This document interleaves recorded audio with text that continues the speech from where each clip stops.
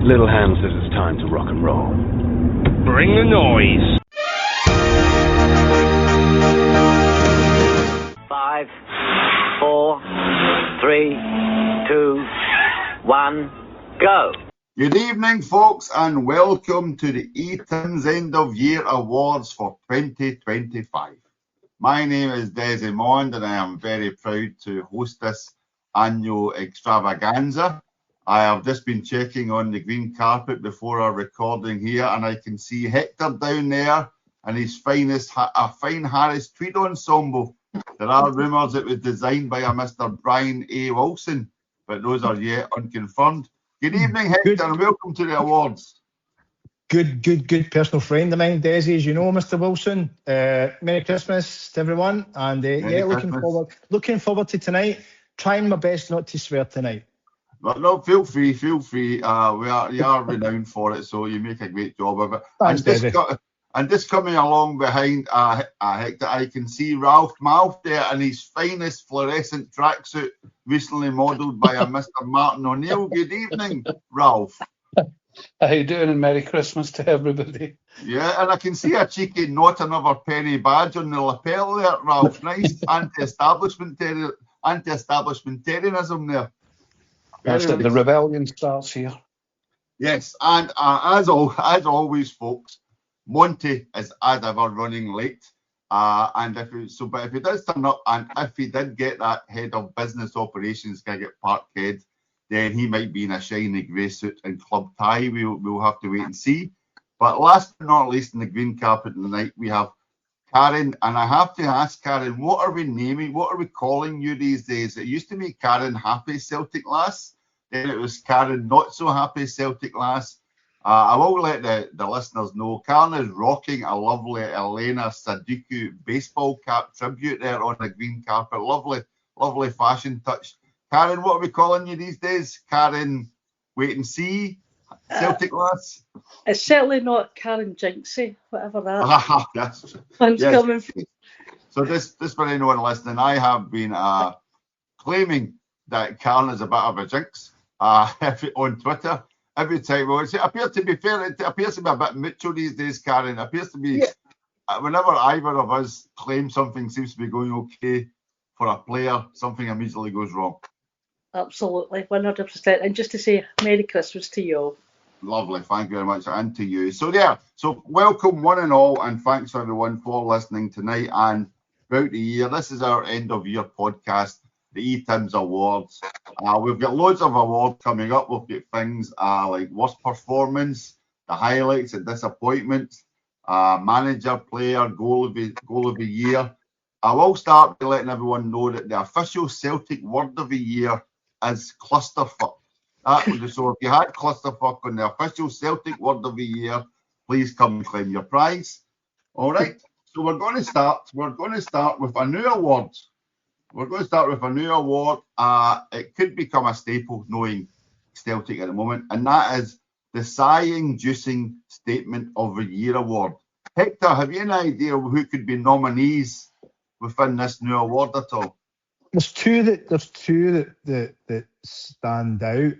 One would be our glorious leader, Mr. Dermot, when he sort of claimed the club website to put out a personal attack on Brendan Rodgers. So one I think would be that, and the other would be, let's say, the son of our glorious leader, when he likewise claimed the AGM to basically call many of the supporters a bunch of ungrateful cunts. I promised not to swear, didn't I? I promised. Okay, right. So who had 3 minutes and 7 seconds in the Hector will be swearing on the Etims podcast? Anti-establishment, I think, was the word they used, wasn't it? Which many of us went, we're proud to wear that badge.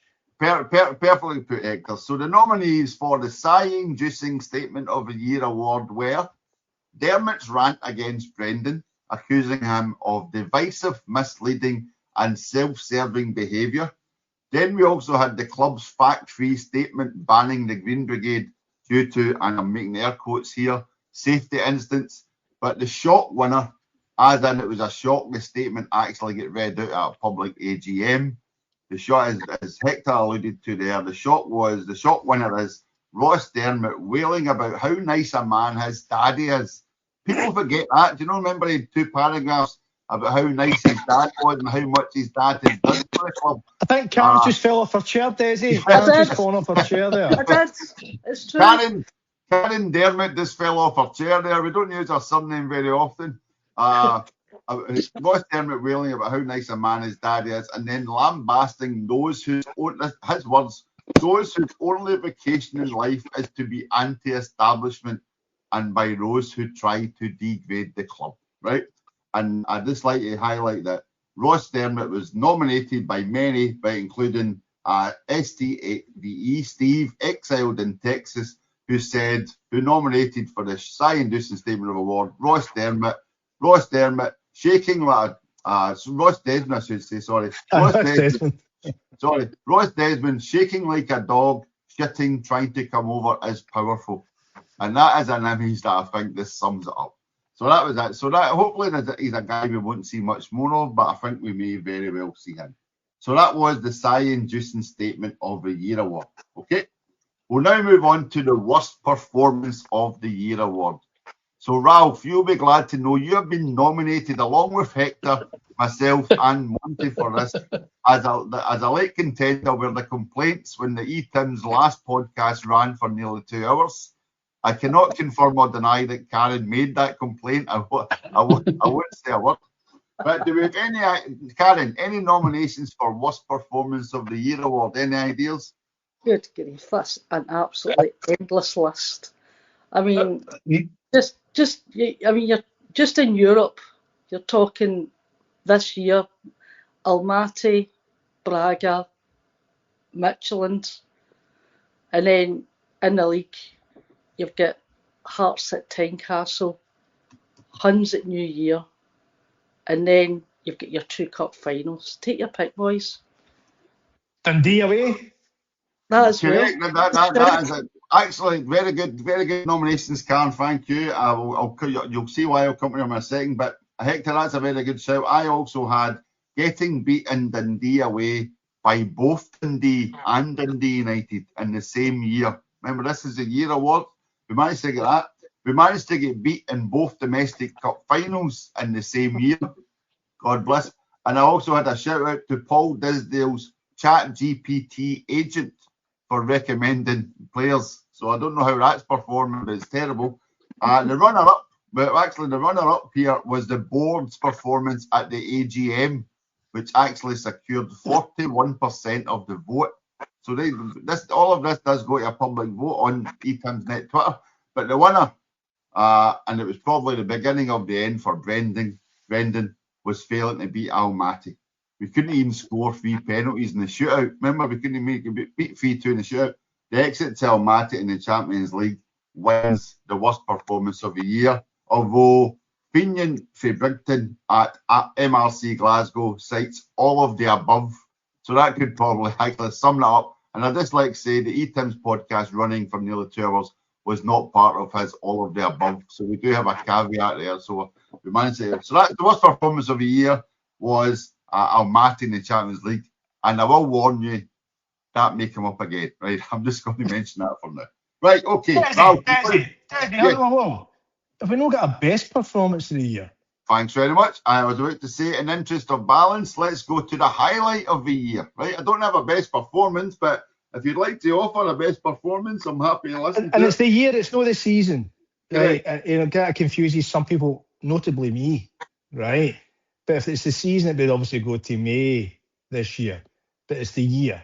Yes, so full year, I'll quickly rule out anything from August onwards this year, right?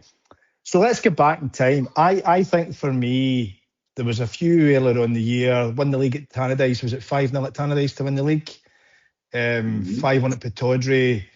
But I think the away performance in Bayern Munich, although it ended up in a draw, it was who we were playing against. It was a chance to get through to the last 16. 1-0 up. But last kick of the ball they scored. So I think for me that would have been the best performance by some distance of the year for me. Okay, very, very interesting. You'd think this was scripted the way these are tying up. So the highlight of the year award is the most closely contended award of the night, right? Voting could hardly be closer. The three main candidates ran neck and neck right up to the wire of this afternoon. And the top three in reverse order for highlight of the year award are Wee James's goals. 30% of the vote saw the goals against St Mirren, securing the league and his 16th season. And then his goal against Aberdeen recently to secure his 17th season in a row. That gave 30% of the vote.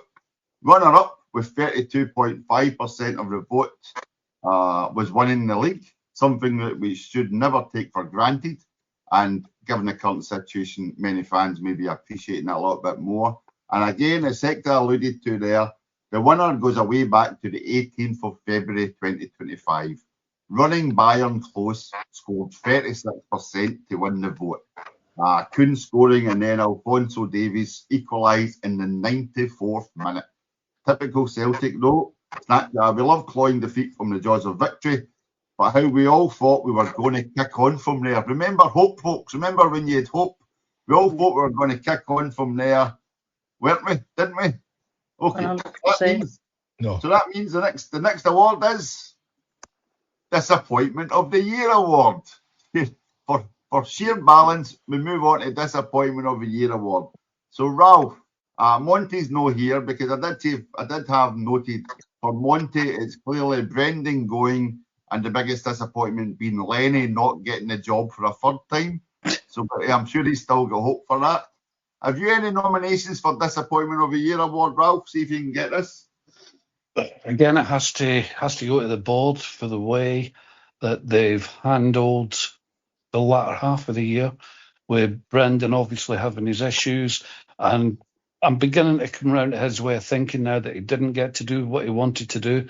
There wasn't the chance to build on the game in Munich. The way that they kind of hurried to bring in Martin O'Neill and then made us kind of want him to stay and made him want to stay and then dismissed him for the biggest disappointment of all. This guy that they've brought in from America, where he clearly played in some drama or something, where he played the role of a coach. What you don't follow off your we had to wait for his equity card to come through so that he could act in this country as well, and that delayed it even more. So yeah, I would put that down to the way the club has been ran in the last 6 months or so. Lovely. They deserve everything that's coming to them. Very close. We will rename the I Am Jolly Disappointment of the Year award to the Ralph Malk Institutional Award. Merry Christmas to everybody, by the way. So the nominations included things like the injuries to Carter Vickers and especially the injuries to Jota. Jota gets 6%. The failure to back the sides, both men and the women's sides in the transfer window. And Karen, you had that as one of your disappointments. The actual downsizing or the downgrading of the women's side, the failure to back the women's side. And then that scored 41%, the actual failure to back. But the clear winner with 52% of the vote was the decline since the Bayern game. And that encompasses things like the exit of Kuhn and Kjol, all those goals that were lost in the team and never replaced, things like that. And I've got a note here from at JMC SMS. The biggest disappointment for me is how predictable all this has been. Yeah. I didn't think we should have brought Brendan back and was only surprised that it took so long to fall to pieces. So there you go. So that was the disappointment of the year, was the decline since February. So basically we went out to Bayern in February and it's been downhill ever since. Desi, Right. could a case be made? Ralph, probably agree with everything Ralph said, even though a lot of it was in jest, but it was serious, that actually it wasn't the summer. It goes back to last January's transfer window when we let Kyogo go and didn't bring a striker in last January. So it probably would be the full calendar year of 25, really, wouldn't it? Exactly. So I've just noted there. So it includes things like, again, we should have maybe had somebody after Kyogo ready to go against Bayern, these sort of things. So yes, well, we did have Adam Ida, but we did have Adam Ida kind of lined up to replace, but we never replaced Ida. and a kind of pecking we order. may come to that later on, Ralph. Don't worry. Just when you said disappointment, you reminded me. Yeah. Izzy, can I ask? Words you never thought you would say. Disappointment and Adam Eaton replacing Adam Eder in the same sentence. But Des, I was going to say, you mentioned also there the women's team. So I watched, but Karen's the expert. But Karen, we've mentioned the men's team and the massive, reduction in quality, and it's there for all to see. The women's team, though, that's probably every bit of as abysmal, if no worse. It's been shocking.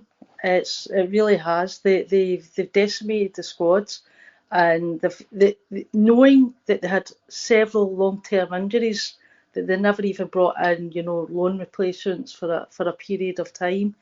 Similar to the guys' team, we've got one main striker up top that when she's out, you don't have a natural replacement for an up top striker.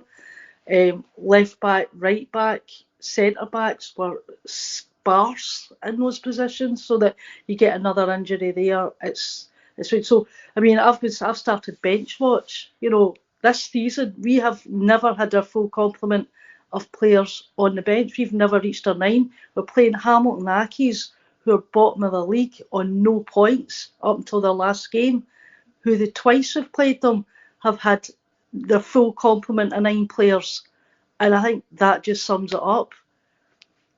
Dreadful. Okay, right. So that may factor in here also. We have moved on to the Exit of the Year award, and please remember the Celtic word of the year is clusterfuck. So please feel free to attach that to this. The Exit of the Year award. Hector, a quick round of houses. Can you think of any one item that could pop up in this list for Exit of the Year award? Well, I think I won't even mention 3, Desi. Well, 2, but one was always short term. Going with the great man's words, right? Was Martin when he came in, look, I'm only here for a week or so, and then week to week he was telling Sigh. Martin was giving updates to Sigh in the media that our glorious board should have been doing, and there's Martin. It was at the Hibs game, live on TV, told them that, he'll be here for the Wednesday game against Dundee because blah, blah, blah, blah, blah. So the obvious one for all of us, and I'm hoping Monty would join us any second now, would be Brendan's exit, and the way it happened. And we know we've shared a few things that happened, and we actually did a pod about then, and we'd all agreed, look, you need to get everyone together. Just put differences aside for the season. Brendan goes into the season, but the board and the club, the fans, just try and unite for the season. And no sooner had the words left our lips, there was a meeting the next day, wasn't there, that Brendan had called, and him and John Kennedy were with our extravagant chief executive, shall we say? Our custodians.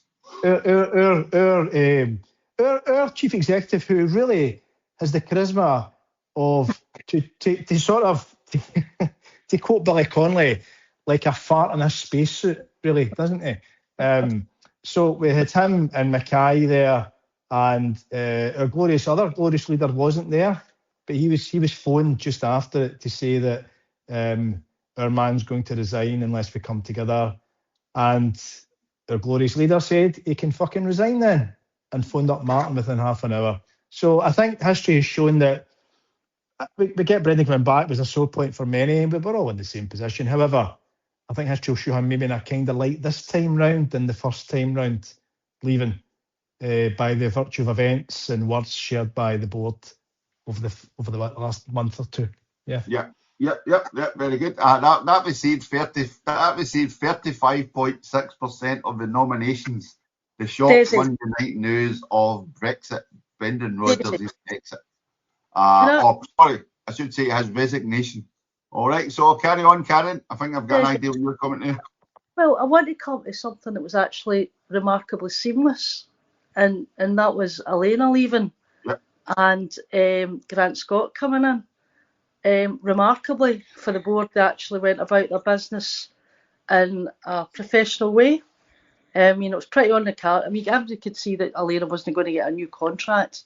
So she's obviously went out and got herself a good gig in Sweden. Good luck to her. All the best. Thanks for everything you did, Elena. It was magic.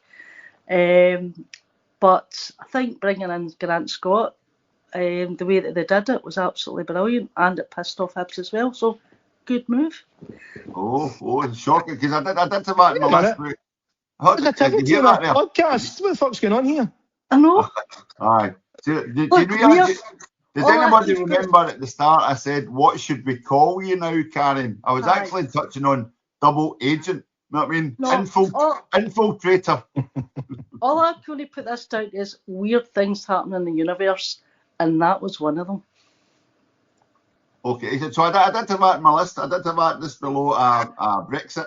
I had Elena Siddiqui join BK Hacking, but I also mentioned the fact that she cited on leaving, Karen, she cited the Swedish champions inspired her by their strategy, vision, and ambition. So if I liked that, I thought that was a nice wee barb dig, a very polite way of saying thanks for nothing, Celtic. That's the way I was reading it. Yeah, but I think she also said that when she joined Celtic, to be fair. Well, I think that's the standard manager part. Possibly. Okay. So I did have, and as Hector mentioned, I did have Martin O'Neill. I'm done after this game. Oh wait, I'm not done actually. Maybe the next game, the revolving door at Lennox Town we had. We did have 14.1% nominating Kyogo and Kuhn's exit. Basically, we mentioned before, all of those goals leaving. I've got a bit of feedback there. And then we also had a nomination for Russell Martin's exit for the police escort at Falkirk. Does anybody remember that? We did get a nomination for that, so that was a nice change. We also had the Celtic board walking out of the supporters at the AGM, coming back and then walking out again, which was really nice. A double We may exit. come back to that later. Twice. A double exit. A Dexit. But the clear winner, once again, we've mentioned already, the clear winner was Celtic versus Almaty. That got almost 50% of the vote, and that's a Champions League exit we could suffer from for quite a while. Alan Johnson noted, what about Peter Lawwell standing down December the 31st? Hopefully Tisdale will be number one on the 2026 Exit Awards list. So we'll wait and see if that comes true. So that was the Exit Award, right? So I politely called this, the next award I politely called the Yoyo Award. It was initially called the Who's Knickers Award, so apologies for any sensitivity. But this is Up and Doon Award, right? So the nominees for this, for the Up and Doon Award is, first of all, Johnny Kenny's form. He goes from scoring against the Hun and knew he can't hit a coo's arse with a banjo, as they say. The fast that was Yang to Birmingham, knew he's in some form, we're likely to punt him in next week. The insurance claim for the storm damage from a few years ago finally paying out, and we have new shiny Celtic stadium banners. I don't know, Hector, if you ever come back to the East End, you used to in the leafy suburbs. All the time, Desi. That looks quite nice at night these days. When you see it, it's actually quite the big badge on the side these days. Actually looks quite nice. So again, well done the board, Karen. Well done the board for getting that job done. Another big salute to the board for a job well done. Right, but the winner, can anyone guess the winner for the Up and Doon Award? A clear winner this year. Any ideas? Benjamin. Kaspar Michael should get it. No, Nickman or Michael. Hector, any The ideas? board, is it the board's heart rate? No, sadly not. It was the 44% of the vote voted for the utter farce that was Adam Ida moving to Swansea. Anybody remember that? Adam Ida was a player who hadn't even asked to leave. He wasn't wanting to leave because we were hoping to sign Casper Dolberg of Anderlecht, and he kept us hanging on. So Ida went down to Wales, sat in a garage, I think, sat in a forecourt in a hotel room waiting to sign for Swansea, then get told to come back to play against the Huns, then get sent back down. And let's remember Brendan's famous quote, there's interest in Adam Ida, but obviously no one can leave here unless we get players in to replace. It's as simple as that. I just think it's logical and it's common sense. We're really light in that area of the field. No one goes until someone comes in. So those words now. Desi. Yes. Sorry, Desi, I was going to say, sorry to jump in, apologies. I was just going to say about interesting you reading that back from them, that the board, even at that point, totally undermined the club, the manager of the club, by doing the complete opposite of common sense, pragmatism, and what he said, by selling only remaining striker. Doesn't matter whether you rate him or not. He scored 20 goals last season. The year before, won us the cup final and everything else, and we didn't have somebody else in. It's just thinking back. That was really the proper. I don't want to swear. Ralph, sorry, Ralph. Yeah, well, you upset Karen if you start slagging the board. But again, it's a classic. It's a classic. Fool me once, shame on you. Fool me 400 times. I think. No, see with hindsight, though. See with hindsight, you could see it coming all the way through the year between Brendan Rodgers and probably Paul Tisdale or Michael Nicholson. You could see the conflict because one day one of them would say something, and the following day the opposite story came out from the adversary. It had been brewing all year and finally came to a head. So that, unfortunately, that seems to have continued ever since. With whoever says anything. Has Paul Tisdale ever said anything, Ralph? I think he said he was on holiday last week. I can't remember him ever doing a public statement about what he does and having an interview. Oh, he did have a fight in the car park, didn't he? No, allegedly. But this is something I've touched on before, and Karen, I'll bring you in this. I've touched on this before. I don't really know if we can comment, because we don't really know, because as Hector, you said there, no one's got a clear idea what Paul Tisdale's job is or his objectives are. Is his objectives to identify new talent to bring into the club, or is his objectives to identify ways of getting people out the club? Or, I mean, we're alluding to, is it Paul Tisdale's fault that we end up with no striker? Or, I mean, does he have any role, Karen? Do you think he's got any role in actual executing transfers? Because it doesn't appear to be that way. But that's the problem with the communication with the club, because they don't tell you what his role is. Nobody actually knows. All you can do is go from the wee snippets that you're getting here and there. That even to an extent Tisdale's supposed to have like set Brendan up as well to fail during the process. So that comes down to just communication from the club. There's none. Nobody knows what he does. Desi, I've just done a quick Google here, and it says that Paul Robert Tisdale, to give him his full title, is currently the head of football operations at Celtic. So does that mean he buys the footballs? That's the hard question, Desi. You see, I'm just giving you what his title is. What his objectives are a complete secret to everyone. Yeah, exactly. Same with the guy Stuart, it's head of the women's operations. It was just what's the word? It's just like all these, words that they do to cover a multitude of things that never give you any detail about what it is they actually do. It's just business speak that's out there about what they're actually doing. Karen, I found it. I've done it's on the Celtic website, the official website, 16th of October 24 last year, right?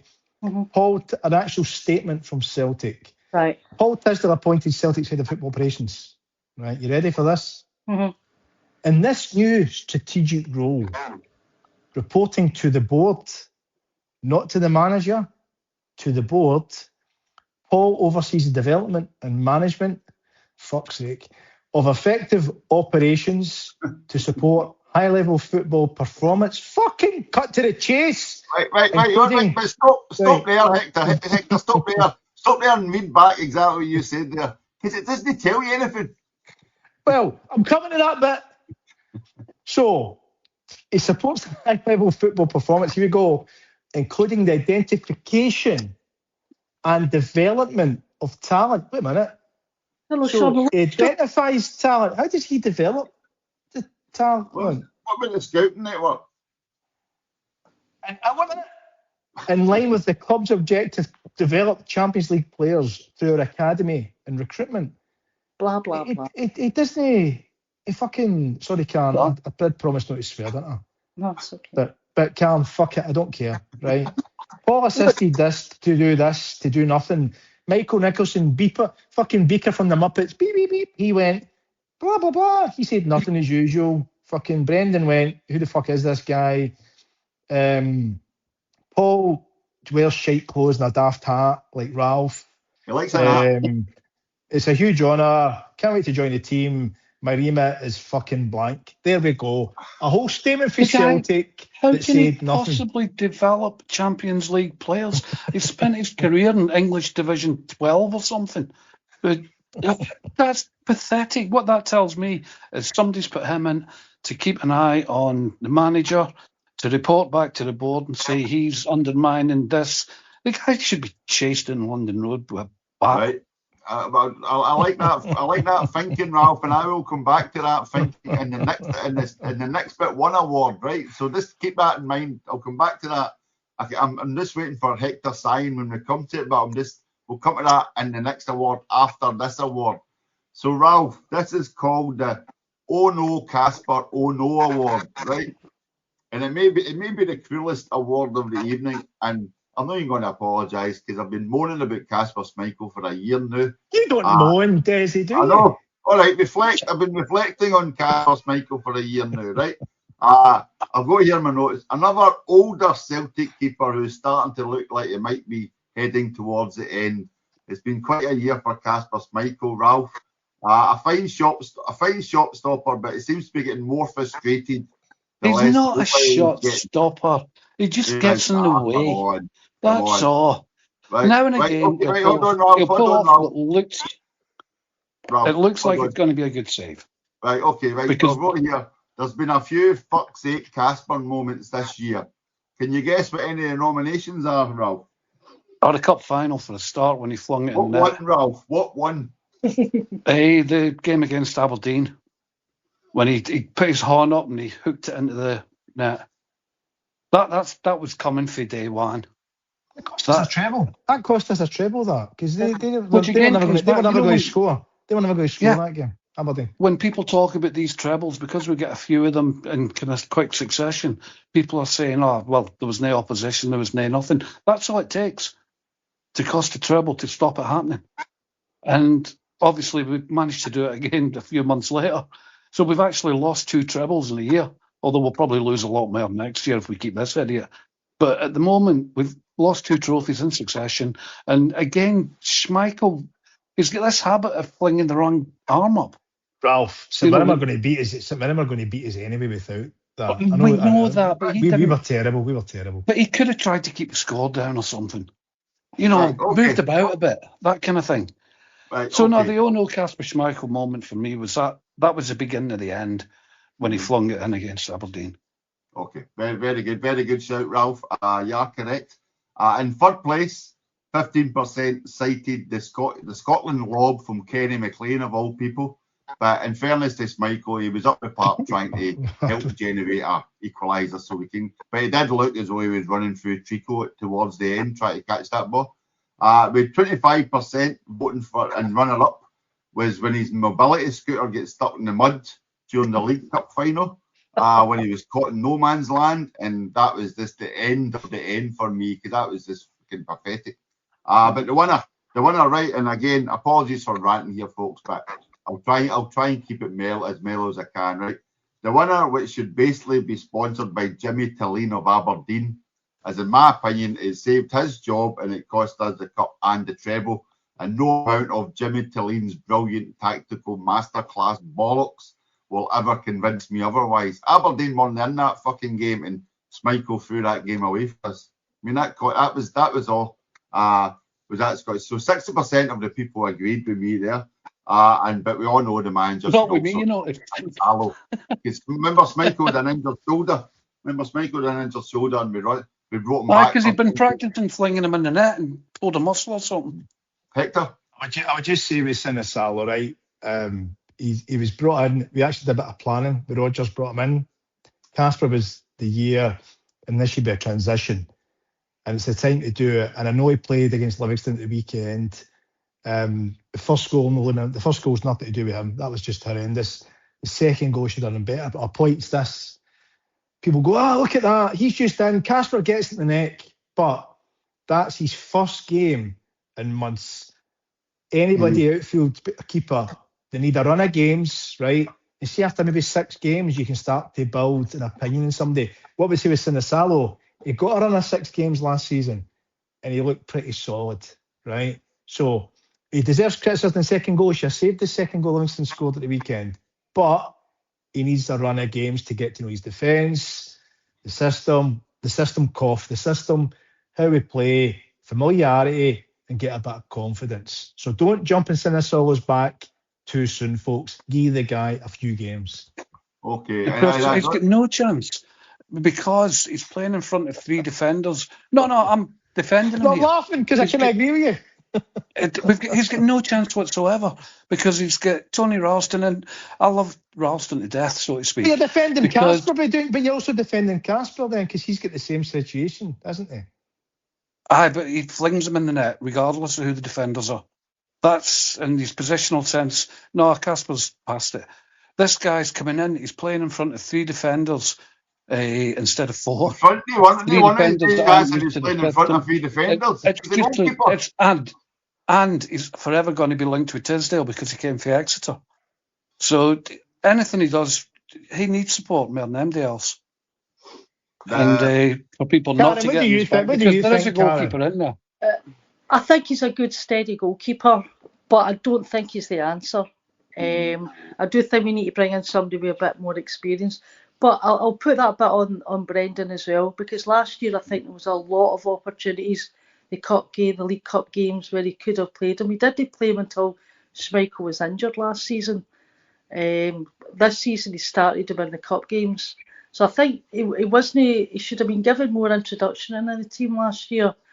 And I just think, but I still think, given what I've seen, at times he does look a bit nervy. He looks solid, as your word just said, but I don't know if solid is good enough for us. I think he needs games. He just needs games. Then we can make an informed opinion. I get that. That's what I'm saying. There is that element. Where it's Desi's been biting his big upper lip for a while. Go on, Desi, go for it. No, I've said my bit, as I said. You were about to jump in and say something. No, basically what Karen said, we always ask for rotation, and especially adopting the English model of playing your second string or your squad players in the cup. You know what I mean? Taking that hit, giving them a bit of exposure, and as Ralph mentioned, it gets you actually used to playing with the players. I was just going to say, it's quite interesting. We took Sinisalo, who was always a number 2 at Villa, or lucky to be a number 2 at Villa, as in he never got a game really for Villa either, to bring him up here, and then we shipped to Scott Bain, and nobody's a fan of Scott Bain, let's be honest. But he's now in the Scotland squad because he's playing for Falkirk every week. It's quite weird, that whole goalkeeping thing. Ross Doon's better than Scott Bain. Oh, so that's another thing. Then we bring Ross Doon back. So maybe it's a case of, do we think Ross Doon's answer, or do we need to go and look at somebody else? It'll be interesting to see what happens. I think Nancy might have a few ideas. We've all heard the stories of Stevie Roods, etc. As long as he keeps them to himself. Is he officially finished yet? Is he left the club yet? I think Walford's got a cunning plan, Desi, that he doesn't have a keeper. I would go with that. To be fair, he hasn't got a defence either. Yeah, I think he'll play an extra midfielder. I think he'll go with a 0. I think he's going to beat Craig Levine. He's going to be a 0-3. 0-4-6. A 0-3-6-1. The antithesis of Craig Levine. Like we used to do at school. Whoever just shouts, I'm the goalie. Backsy. He'll have a backsy. There we go. Can I just I'll offer up one I'll just, before I forget. I liked Hector, I liked Stuart. If it was an outfield player, they need at least 6 games. I seem to remember you having a go at Shin recently, but we'll gloss over that. And then what was his first touch? Was enough? So then I looked at the comments. I've been looking at the comments on the game for yesterday, and I just tweeted about that game yesterday. Are you not entertained? And it seems to be 90% of the Celtic fans have just become moany-faced fucks.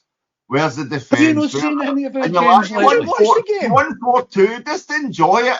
You won 4. If you win 4-2 every game, you win the league. Desi. Livingston are bottom of the league.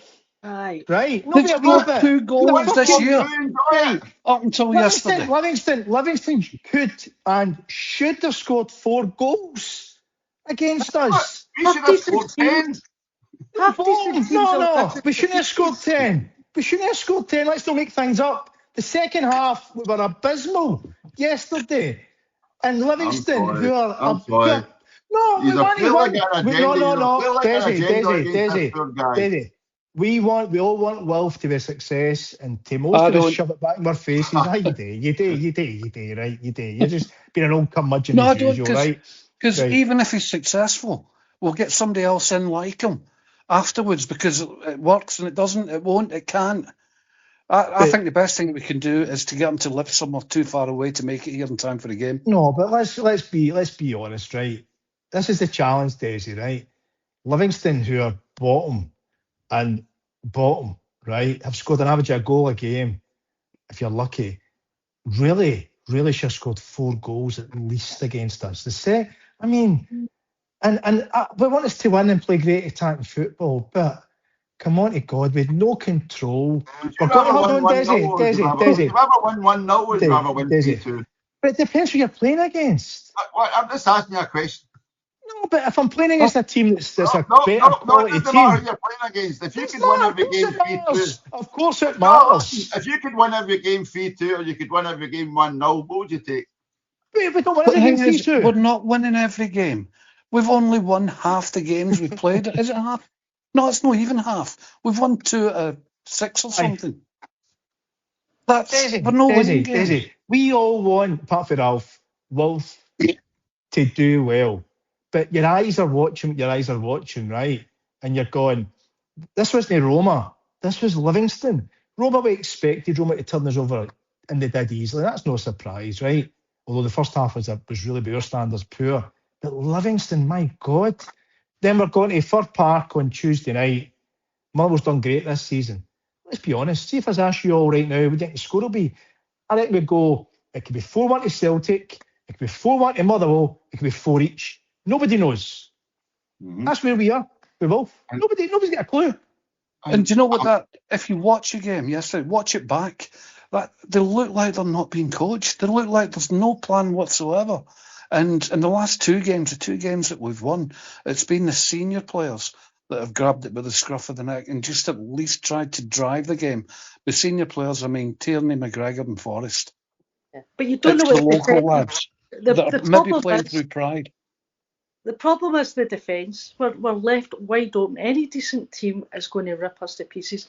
A couple of guys that I work with are St Mirren fans, and I said to them before the game, if we go into that game and we defend like we did against Roma, you guys are going to win, because we just left it so open at the back that you could get a circus through our defence at the moment, and that's what the problem is. He does talk about that he's going to do these things in layers and he's going to be looking at the defensive side of it, but he needs to do that quickly, and he needs to do that quickly in conjunction with getting decent signings in January, or we're going to be left in a position where we're not going to be able to catch anybody up. Yes, it's entertaining. Yes, you don't know what's going to happen, but the bottom line is we need to win the league for Champions League football, a chance of Champions League football next season. And with the way that defence is at the moment, you can't guarantee that. Mm-hmm. Okay, the problem we've got is... Give us a positive, David. Give us a positive. Give us a positive. No, I'm going to move on. That's next year, right? Because no, it's now. No, this then ties in. Yesterday. This then there was ties that in. realisation that he doesn't know what he's doing. Ugh, bollocks, Ralph. Honestly, fucking bollocks. I watch a Celtic team. Oh, swearing's my job.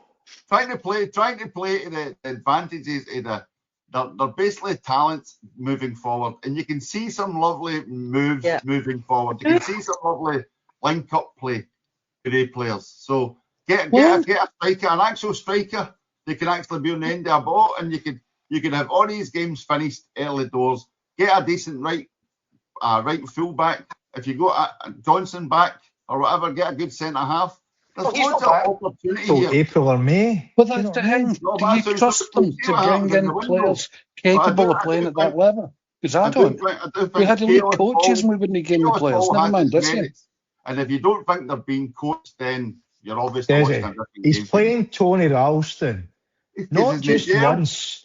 He has. Not just Who? once. Who's he Wait a got, minute. Donovan? Wait, answer. Not just once. Not just twice. He's playing Tony Ralston, who in a back four as a backup right back with a structure has done a job for us, right? As a backup right back. By the way, he absolutely has, right? Tony Ralston. He's asking Tony Ralston, who Tony Ralston's attributes are never say die attitude, commitment, always gives 100%. Tony Ralston's weakness is lack of pace and technique. He's asking And Tony have you Ralston, seen how hold on, long it takes Desi. to a throw in? He's asking Tony Ralston to play right centre back, where it involves him having possession a lot and playing. Hold on, Desi, let me finish. Right, and playing passes under pressure to find gaps in the midfield to guys in space. Right, and I don't blame Tony Ralston. A lot of fans do. I don't. I blame Wolf for putting Tony Ralston in a position that he's never played in his career before, is out of his depth, and he's going to destroy the guy's confidence pretty soon. That's my issue. That's one of my And you biggest have to give issues. Ralston credit for giving it a shot. He's Fuck not off with riding, that. he's still I can give doing that. Ralston credit. And he slows the game down every time we take a throw in, which gives us time to think and try and remember what we're supposed to be doing. So, you have to add making captain. Might as well. Aye. So, yes, we'll wait and see. Well, We'll that's wait the and kind see of decision I expect from this idiot. Desi, he played Well, James wait. Forrest in centre midfield in the Scottish League Cup final. Listen, Desi, come on, you fuck. Wait now. This is why you won't criticise him. Because you suggested that a couple of years ago as he was getting older in a European game. Go through the podcast and listen, you did. You are Wilfred Nancy. I am not That's what the problem is. to say Wilfred Nancy is the greatest thing since sliced bread. I just seen him walk past you. Oh, yeah. Sponsored by. No, I'm not.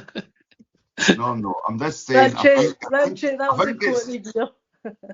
I think it's very strange how everybody's just jumping on the where's the defence again. So see if you're going to You ask think it's strange why we're jumping on that he'll never be a manager as long as he's got a hold in his half bandwagon? Well, there's a clue in the title. Oh, don't unmute you, Ralph. You can't watch that and not see that there's a big problem with the setup of the team. I did not say, Karen, at any point there was not problems or there was anything wrong. All I'm saying is, you did. My line was, are you not entertained? As in, they'll score two. They'll score two. We'll score watch a four. fucking film. Watch a film. If you love being entertained by horror shows, magic, go for it. Exactly. There's loads of people who love horror shows. That's why they're so simple. It's like a snuff movie. You know what I mean? If you want to go and watch dull old stuff, you go and watch dull old. These are basically fucking the soap operas in the football world. Final question. Final question before we get back to the awards, right? Mm-hmm. I'll just end it on a suit. It doesn't make any difference. I don't mind, right? Next two games, based on what we've all seen today, right? Ashes, Fir Park, Tuesday night, right? And Ralph, no one of your daft predictions, right? Try and be serious for 3 seconds, right? Fir Park and Tuesday night. Hold on, Fir Park and Tuesday night, based on what we've seen today, and at home against the Zombies next Saturday. Ashes, based on what you've seen today, what do you think the score will be? I think they'll score within the first 10 minutes. I'll ask you first, Ralph, then. Go. Yeah, I think they'll score in the first 10 minutes. And Motherwell, on Tuesday, I think they'll score almost immediately because nearly everybody we play does. Because immediately they aim at wherever Ralston is or should be, right? And they'll get chances straight away. We're starting every game at that disadvantage. If Motherwell play as well as they've been playing recently, yesterday apart, then they'll beat us 2-3-1. If, however, we suddenly start to click, which it's more in hope than expectation, then we could go away and win 4-5-1. But I don't see us getting any points whatsoever out of the next two games because they know our weaknesses. professional managers. You went from Motherwell beating us 3-1 to Celtic winning 4 or 5-1 in the 1 sentence. I would say there was more chance of that, yeah. And I've not thought that. That's since my the 90s. challenge. There's no. Usually we have predictions and we go, right, I think we'll win 2-0. I think we'll win 3-1. You've just said extremes, and I think the exact same. I think extremes. Nobody knows, right? Yeah. So sorry, Daisy. No, Daisy, come on. If you had £10 to put in it, what would you do? No, the heart, the head, the head. I'd just like to say, if anybody had the prediction, Ralph and Hector being in firm agreement by the end of 2025 on your spreadsheet, please come and collect your massive prize right now. Okay, I think I will beat Motherwell 3-2, and I think we'll beat the Huns 3-1. And I think you should start taking that medication again. No, I think there's enough there for us to. Is that the heart rule in the head, Desi? No, it's a medication rule in the head. I know there's issues in defence and there's big gaps here, etc. But I am just confident that we can outscore the opposition. That's where my positivity lies at this point. If we can get a straight win, I think that would be a perfect. Okay, you're pushing, you're taking the piss. No, I'm not talking about these games. I'm talking about next year. I'm talking about moving forward.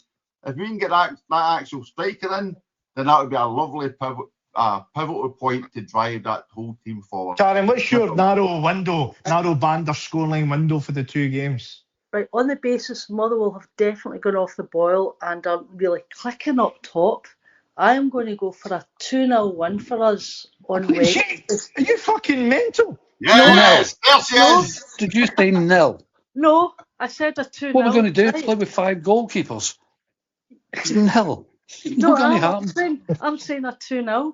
And I'm going to as well, on the basis that Rangers strikers are even worse than our strikers, and their defence is even worse than our defence. I'm going to go for a 1-0 sneaky win to us. 2 clean sheets. Yeah. Daisy, you've talked about what she said there. You've done something. Can I just check? No, can I just check?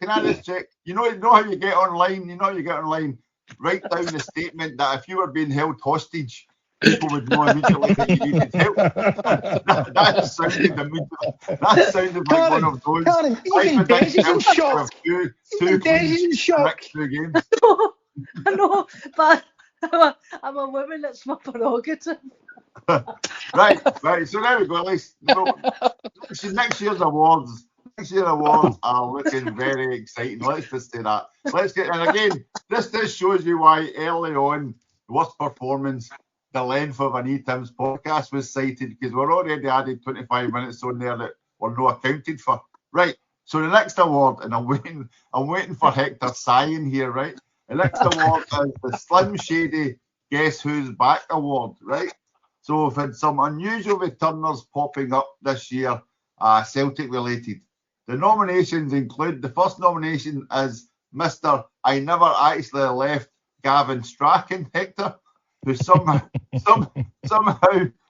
get kept on with Wolf when even club stalwart John Kennedy and the rest of the staff left with Brendan. So Ralph mentioned Paul Tisdale being the board's inside man. You know, Hector, that's how I view Gavin Strachan, even though you always note that every manager has rated him. So interested to see how that one works out, right? Any other nominations? Can anybody think, apart from the obvious winner, can anyone ever think any outliers? Yeah, the good one for me was Mark Fotheringham, because he did seem to make a difference to the attitude of the players, and all of a sudden everybody was happy, and then obviously they weren't. And he's away again. If we had a Terry McDermott award, remember his role, Terry McDermott was unbalanced. So I did have that. Well done, Ralph. I had the man of 1,000 voices. If anyone's heard Mark Fotheringham's post-match interview where he goes through about 6 accents, the man of 1,000 voices, Mark Fozzie Fotheringham, heard the call in the night from his wee mate Shawnee and helped get a buzz about the place. I mean, so well done, Ralph. Anybody else? Any outliers you can think of, Karen or Hector? Jota coming right. It did happen. January. Yeah. Did it not give us all a buzz? No. Yep. Sorry, I'm just trying to find. I forgot to put that in. Well done, Jota. Yeah. That injured again. Can I throw And a he'll have a chance curveball? of doing it next year as well. Yeah. Hector So Campbell. today's date's the 28th of December, right? So the curveball's this: the Guess Who's Back Award. Oh. Peter Law. Can I throw a curveball? Oh. Is he still there? Is he gone? Is he back? No, he's not Is he- gone yet. 31st of Is it- December. He's the 31st. Is he a bit away, a bit Midnight low? the 31st of December. Aye, but it's not quite midnight. The No, 31st December. no, he yet. might win it. He might win it next year. Or Mark Lowell, I think, could win it next year. So we'll wait and see. I also had nominated Gustav Lagerbielke, who came back to Celtic Park, absolutely strolling about in slippers and smoking cigars for Braga. Remember that?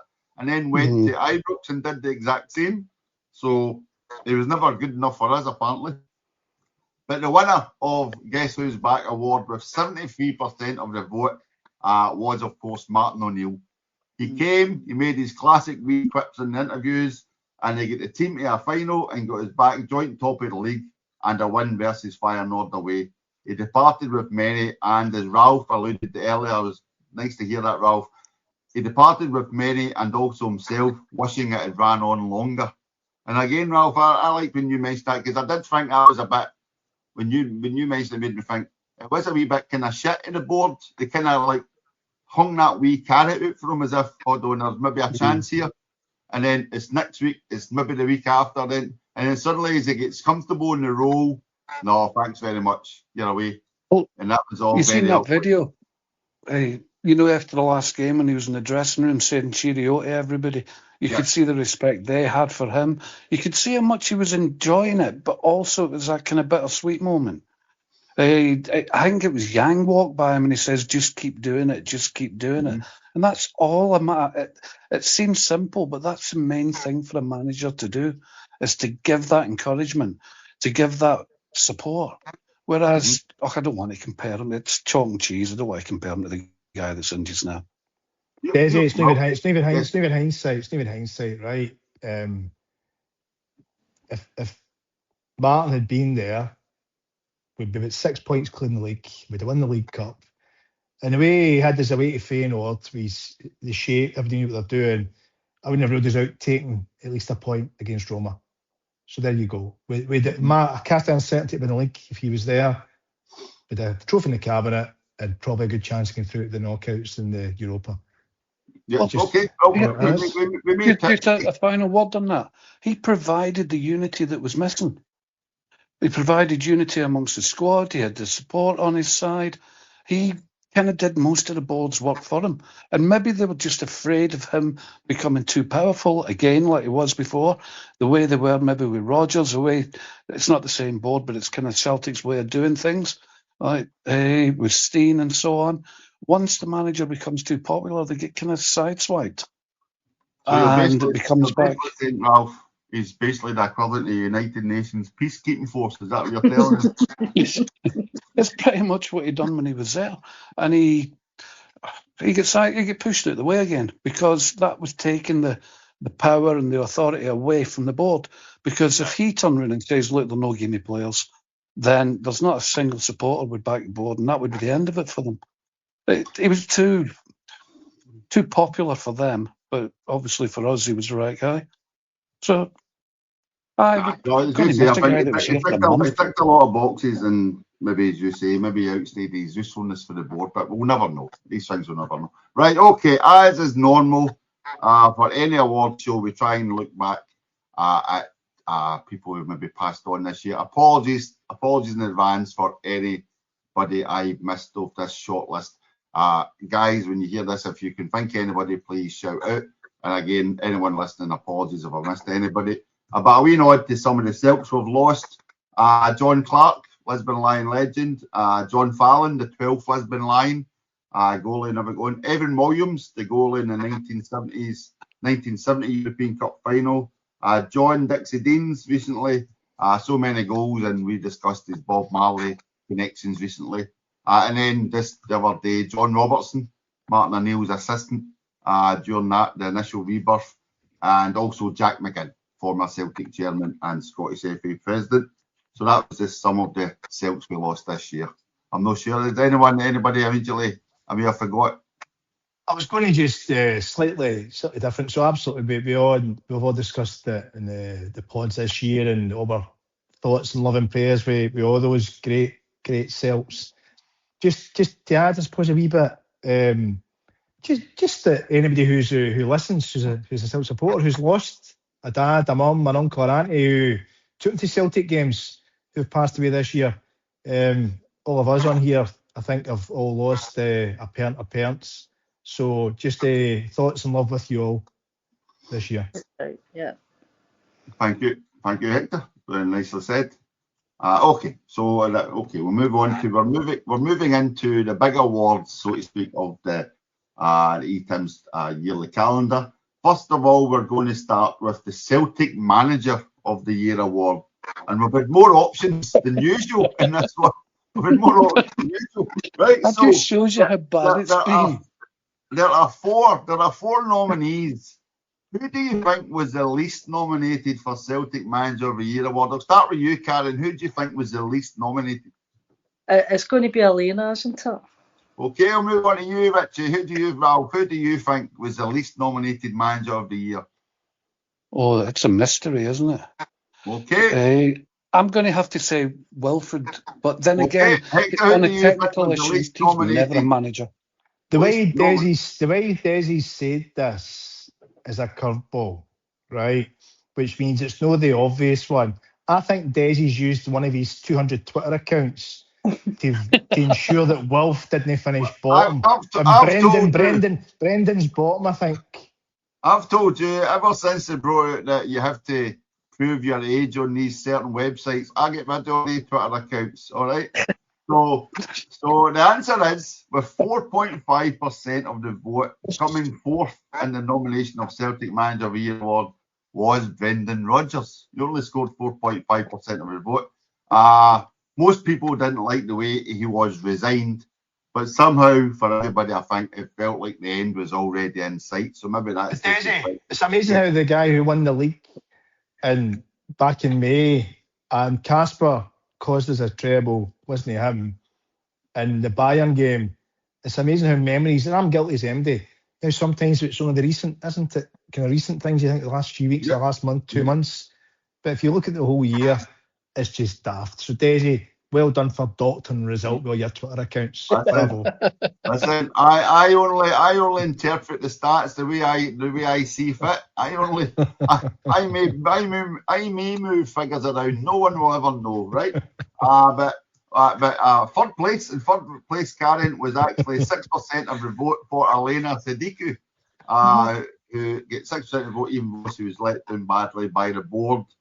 And you get again, Karen, I've written here, but what's your thoughts? I've written here, you get the impression the women's boss was running to stand still while other clubs looked to kick on. Do you think that's right, or do you think 100%? She was dealt a shorthand, but there's the element as well when you go to the games and even against the lesser teams, is the quality of football that good? There's that trade-off, and you'll never really know, because she was never dealt a fair hand, so you could probably see. So, actually, as I said earlier on, good luck to her. I really hope she proves us wrong in Sweden. But I think we've actually got a good replacement. Sorry. All right, Mr. Nicholson, you're doing fine there. Right, moving on to runner-up spot, and I've just changed the name Hector to Ralph in my notes. I did have this noted. And a big surprise, newcomer Wilfried Nancy took the runner-up spot with 7% of the vote. How is that possible? Listen. I think we've I've touched on that. written here in quotes, brackets, can we check these voting machines? Dash. Ralph. Go be Huns, isn't it? Voting for him. Possibly. Blame social media. I just put these things out on Has Paul Twitter. Tisdale got a Twitter account, and maybe it's the board? And some of these, is it linked to the amount of shares you've got in Celtic? How many votes you get? Against won 2 games out of 6. Against won 2 games out of 6. Some people have vision. Second. Some people only blinkered. Some people have vision. That's all I'm going to say, right? So I've written here: Wolf Chaos Ball catch on after 2 wins. He's going to nip back into his native French in a minute, does he? On your class, right? And I've written here: Does 2 wins after 5 defeats have folk wondering, have we turned the corner, or is that light at the end of the tunnel actually a big fuck off train coming? So we'll soon find out, right? But the clear winner, right? We touched on this earlier. The clear winner, the man who gave everyone a lift from fans to players with almost 83% of the vote, Martin O'Neill. In the league, played 5, won 5. In balance, he got gubbed by Matalan in Denmark, but then came back and we gubbed Feyenoord away. He got us to a League Cup final, and he should have been allowed to see that final out. I mean, that is so. Martin O'Neill, a clear winner of the Celtic Manager of the Year award. Probably the first award we can't complain about. Right. So now we come to the player I've got a of wee the bit of year. info. I've got a wee bit of info about Martin. Oh, carry on. But what I'll do is, as it's a podcast that's going to get shared, I'll tell you after the podcast. Oh, it's okay. I may keep recording, folks. We'll wait and see at the end. Right, okay, we now come to, and this tells you what sort of year it is, right? We now come to the Player of the Year award. And Jan Venegoor of CityLink on Twitter suggested that this award is like picking your favourite spot, right? That's how bad a year it's been, right? So we've had some big shout-outs for Callum McGregor, our captain, a man who has produced quite a few big goals when needed, and we'll come to him later. New signing nominations are headed by Benjamin Neaton, who scored a decent 15% of the vote. There isn't anybody else. 15% of the vote. And happy Celtic lass, Karen, you nominated Emma Lawton. Yes, I did. Absolute quality. There's 2 really cracking players in our team this season, Emma Lawton and Maria McInerney, and it's got nothing to do with them both coming from Kilbride and nothing to do with them both playing for Scotland. No, they are quality players and they have been the shining lights for us during this season, especially Emma. Fantastic player. Brilliant. Excellent. Thank you very much for that nomination. So that was good. Right, but we've had 2 clear nominations who hosed up 80% of the votes. Hector, can you guess one of them? From January to roughly May, Dyson. Yep. Okay. Right. And this is. Sorry. Oh no, I'll come back to the details in a second, just to get the names. Ralph, can you guess the other player of the year? The full year. Again, early on, it would possibly be Jota, but I can't remember when he got injured. Because no, he got injured. No. I don't know if he got injured before Christmas, but he put in a few performances that kind of got the excitement back and everything else. But to be honest, nobody stands out. Negrin, that you've mentioned, is actually going to turn out to be a player for us. But other than that, not really. Okay, and runner-up spot with 30% of the vote. Sadly, Monty's not here. I've got the most consistent Irish performer at Celtic Park since Monty in that match-winning performance for his Sport Aid Day. Liam Scales scored 30% of the vote. Desi, did you put the names on the vote? No. These were I took nominations and then the poll. Did you see the poll? See the poll? Did you put the names on the poll? I said, see if you're actually. Is that a yes or a no, Desi? Is that a yes or a no? I have to explain to you how these things work because you've got limited space on Twitter. So what I did, and Karen can back me up because she actually filled in the survey, unlike someone used to. So who was it? So I put out the names, or I put out the categories and suggested nominations. People write in their nominations, and then I circulate the nominations for votes. Who was the names? It was up to the people who have the votes. So the top ones coming back were the runner-up. We had like Nickman get 15%, Cal Mack get 10% or whatever, and then Scales get 30% of the vote. Scales. Right, Scales. So Liam Scales. Was it just his really voted? Scales over the calendar year, Scales is probably one of your best players. We've been that, but let's put it this way: we've been that bad. Liam Scales has been one of our best players this year. So Scales, Wolf, who you love, even Wolf's no playing Scales. You've got to remember this is over a full year. This isn't over the past week. So this is a full year. I'm with you. So Scales. Yes, 30% of the voting public chose Liam Scales. See the 30%, folks. See whoever you are, right? Seriously. But you can Have a use think. over anybody else. Have a think about things. How anybody can vote Scales ahead of Callum McGregor? I'm sorry, my head's about to explode. How is that possible in any logical sense that anybody vote Liam Scales ahead of Callum McGregor? How is that possible?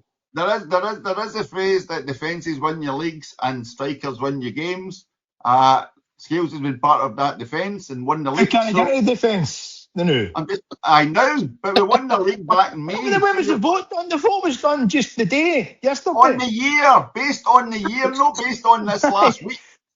But folk don't think in 12 months. If you have a look, if you have a look at all the people that voted. Listen, I'm not here to argue. You wanted Scales to win this, didn't you? I'm not asking people who's your. Would it be the Ginger Herd Awareness Society of United Kingdom and Northern Ireland? Right? Fucking Scales, man. The question is, Scales can't pass a ball. He can't. Scales, she's a last gasp defender, and hopefully we can all see this, right? Scales will put his head where it hurts. There's some great last gasp challenges. Scales' weakness is that his passing, basic passing, is abysmal. So much so that Wolf, who you love, has gone, wait a fucking minute, he can't get a game in my team, right? So Scales, not a chance. Calmac, it's either Calmac or Dyson. Any votes other than they two it's just, I'm sorry, it's not right. Well, it's not fair. So there you I'm go. not happy. I'm better. If I did a complaint to fucking Twitter. Once again, you've confused me for somebody who gives a fuck. So 30% went for Liam Scales. And I've written here, gives you a heart attack with those passes, but puts himself in harm's way every game and gives all he could whenever asked, right? So Schmeichel hasn't won it, has he? But the winner, okay, just to let the public know, Hector's just been past a puppy to try and help him calm down, and I'm talking about Hector, not the puppy. I've called him Scalesy, by the way, right? Cover his hair. And by the way, and he's better than fucking Liam Scales. He's an 8-week-old pup. Right. So to be fair, he's got twice as many legs. The winner with 50% of the vote, the man who stepped up to the plate and filled in the void left when Kyogo took a ferry to Brittany. Dyson Maeda is the official Etims Player of the Year, right?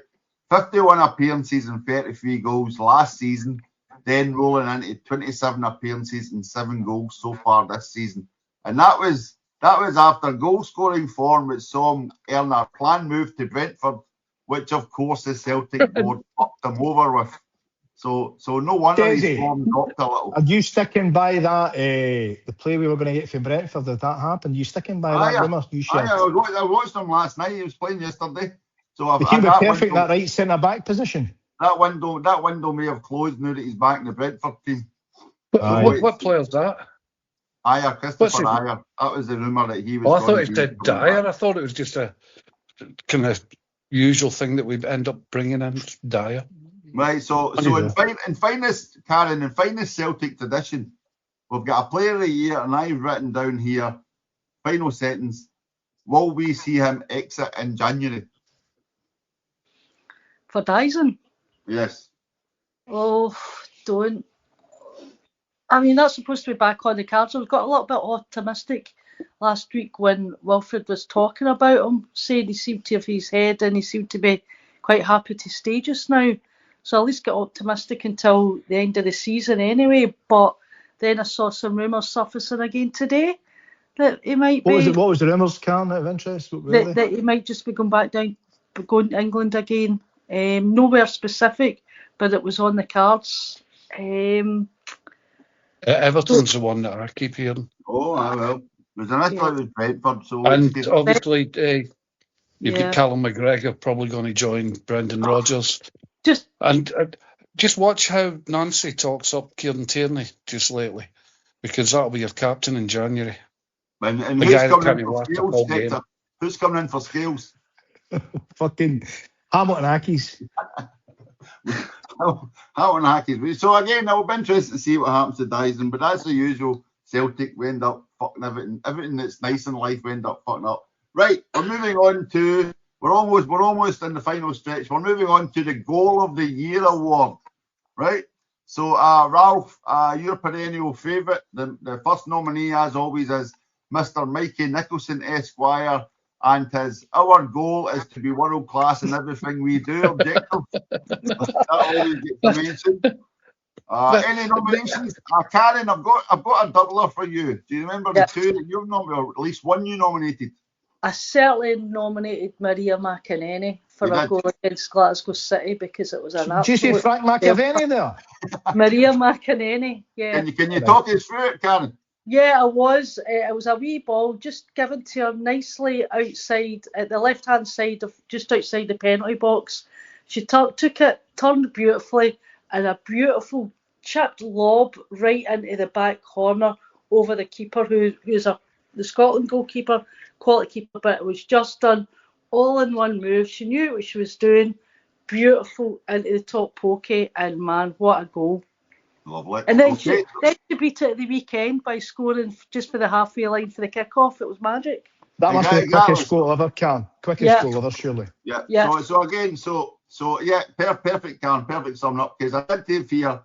Coon versus Bayern scored very highly, as did James Forrest, bagging his fairy tale goal against St Mirren, But this has ended up being a one-man versus one-woman contest. A late entrant was Celtic's Maria McInerney scoring straight from kickoff versus Hibs, 4 seconds.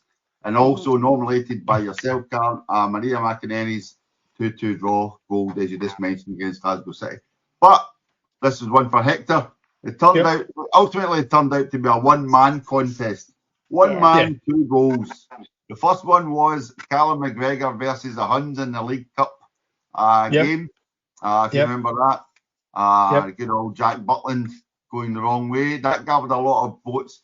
But the winner was Cal Mack's last minute winner versus St Mirren, which could ultimately be a season saver. What a goal. I mean, we spoke at Mark O'Neill, and way to Feyenoord was outstanding. But we're also realistic. Way to St Mirren, we're lucky to get the win. And one or two other games were pretty rubbish. But that goal was just incredible, wasn't it? I think it was our only real... Didn't we create a chance, did we, really? The whole game? But what a goal. I was in my nephew runs a bar in town, or kind of bar restaurant thing in town, and we were there for his birthday, and my other nephew's older brother was waiting in Celtic for his cooking that day. So there's us sitting watching the game on our phones, etc. And Celtic get trying, no going anywhere. And my daughter's husband looks up and goes, "Watch your phones, get ready," because his live score feed was like 30 seconds ahead of us. And then sure enough, that goal goes in. My nephew jumps up, we all jumps up crazy, celebrating. The manager of the restaurant, or the owner of the restaurant, comes running up, "Shut the fuck up." As all these people in the restaurant are like, "What the hell's going on in this nice Spanish tapas place?" It turns out it was like a Celtic convention upstairs. So I will always remember where I was when Callum McGregor scored that goal. And that was also nominated by your old dad at Stevie2, the Izzo, and Tom Doherty on Twitter. So that is some actual names of the public that you can put towards things. Hector, in case you think I'm making these up, they are actual real people. You can go and check them. All right. I'm trying to think, Daisy, was there anything else that, we all can't help it. We look at recent events the last month, 2-3 months, but was there anything else to start the season other than Kuhn's away to Bayern? Which wasn't a great... That was an important goal, but it wasn't, like Calmack's 25-yarder top bin. Was there anything in the first few months of the season that most emotional, Jota's goal, his first goal back at Fir Park. That's right. When he scored, and you could see how emotional it was for him. He did his Jota salute, wee jinky salute, and then you could see him was like really teary going back up to the halfway line. It's a really good move for the goal as well. But that was the most emotional goal, I think. Mm-hmm. Yeah. I'm just checking here. One of the nominations for Scales actually calls him Scaldini. Hector, if you want a new name for him, you can actually start calling him Scaldini. Although he did nominate the best manager as Russell Martin, so that may be a bit of infiltration. So you never know. I never know. Somebody else mentioned Connecticut for Park for goal of the season. That ring any bells? For Park? For Hull. Did he by any chance cut in from the wing and shoot? I'm Was it for Hull? I'm just reading it here, so it might We've have not been. played at Fir Park this season yet. We're going there All right, Tuesday well, for the first I'm time. just reading it what they'd written, so fair play. League Cup against Thistle, wasn't it? League Cup against Thistle, Fir Park. For Hull. Okay, right. So now we come to the big awards. First of all is the Celebrity Tim of the Year award, right? So the Celebrity Tim of the Year award, and I do have apologies, folks, for listening. We have had a lot of nominations for this, so I'm going to have to remind everyone of the rules of the Etims Awards, right? Before anybody complains, there are a few rules for these awards, and two of them are Etims themselves cannot be nominated, or people within Etims. So Hector, I'm glad to tell you have been nominated a few times by the same public that you fucking hate, obviously. So that's I would, Desi, I would, it's like if I was ever offered to be a Knight of the Realm, I would politely decline it. Right. Let me just actually, I can go through and try and find somebody who's actually nominated you for a minute. Was it my wife? Nominated My daughter? In case they nominated Scales for Player of the Year and all. That'd been quite nice. Was it Liam Scales? So Hector cannot be nominated. We also had lots of people. You may have heard in the previous podcast, Monty C. Burns is bringing out 50 Shades of Celtic because of the amount of people who like his voice so much, apparently. So, but Etims cannot be nominated for any awards. And then I've even got here, Hector can't even be nominated for the incoming chairman, Brian Wilson, Bestest Ever Mate Award. You can't even be nominated for that. We get back a long way, Daisy, as you know. Yes. Okay, and then the other rule is previous winners can't win it again, right? So we always try and move it on. So Bobby Bluebell, a.k.a. Robert Hodgson's, a.k.a. Arrow Poem Online, despite being great and how much we love his music and the Bluebells and his anti-royalist and anti-unionist posts on Twitter, sadly Robert can't win again, but I don't think he'd mind too much, right? Therefore, the nominations we currently have for Celebrity Tim of the Year, I've just written here, Rod Stewart can fuck right off, right? You remember his rant against the Green Brigade, right? Hector, not just that, he's Knight of the Realm. Exactly, that says it all. Hector, your pal's kneecap have been suggested by NCC Mick and Special Boy. Yeah. They've been, absolutely. I mean, we all know. We've just, I went to see them, as you know, this year. Earlier on, I couldn't go to the one a few weeks ago. Glastonbury, the court case, the film on Netflix, I think it was, but everything about them taking the government to court. They tick every anti-establishment box that the Desmonds hate, don't they? Yeah. Which is more Celtic than what the Desmonds are, who take money out of Celtic through dividends. So if Peter, God bless him, who took 15 to 20 million pound out of Celtic over his tenure, and he'll probably love so much working class man. As we kind of put money in, probably more than 10,000 over the years to go and see the team we love without wanting a penny back. But these guys who are as good as us, but yet take 15 to 20 million out, I don't know, Daisy. Maybe it's just me. Maybe I'm cynical. Maybe I'm cynical. I don't know. So NCC Mick and Special Boy nominated Kneecap. Thank you, guys. And then Scott Indie Podcast, our friend Mike Greenwell, and Brendan Boyle, they both went for Snoop Dogg. Karen, I don't know if you remember how far it was a wee while back again. Do you remember who you nominated? You had two special nominations. Did I go with Rose Riley? You did. Yeah, one. I've written here a true superstar of the game. Yeah, she was. I don't know if the people know out there, Rose, she actually won the World Cup playing for Italy. She was on that Icons programme. Yeah, that's right. She grew up in Ayrshire, Celtic fan. Couldn't get to play for it. No women's football at all. So she travelled out to France and then out to Italy, and they totally adopted her. The Italians loved her, and she's an ambassador for Celtic women. Comes along to all the Celtics women's games, chats away to everybody. Absolute icon and a lovely woman. So just on that, Carl, just out of interest, right? And I watched it as well, and what her story is now. She was shunned here because women's football here is always behind the times, right? Yeah. But the fact you were talking about what she does nowadays, always has time for folk, chatting away to them, signing autographs. That's just the way things should be. Absolutely. You know what I mean? And yet so many don't do that. Yeah. It's just, it's great to hear what you've just said there about her. So that's brilliant. Yeah. No. Top women. Okay, and also, so again, this may roll over into online Tim of the Year, Cam, so apologies, but you also wanted a shout out for Claire at Cynic Women. Yeah, absolutely. And, they've had a hard time recently as well, because Claire at Cynic Women goes to all the games, does all the media stuff, puts it up, because the club don't put up media conferences. Claire at Cynic Women does it, along with the Celtic Star. And they also were told, well, they actually weren't even officially told by the club, but they were told that their accreditation is under review. And it's quite frankly, it's a disgrace, because they've done more to promote women's football with Celtic than anybody other, much more than the club actually do. So how they're... What's your thoughts, Karen? See behind, I know, and maybe it's not a fact, but what's the kind of opinion as to why we get the men's, right, or the anger towards the board? We don't agree with it, but the anger and sack the board and all that, and they've shot themselves. They don't want people, challenging them there. But the women's, what's the opinion amongst those who attend the women's games? Why would they do that to somebody who speak up about the Celtic women's team so much? What's the opinion? I think because it's an association with the Cynic, first of all, for the Cynic women, because the Cynic are quite critical of the boards. I think there's a level of thought that because the Cynic Women are an association, they're being punished for that association. But there is,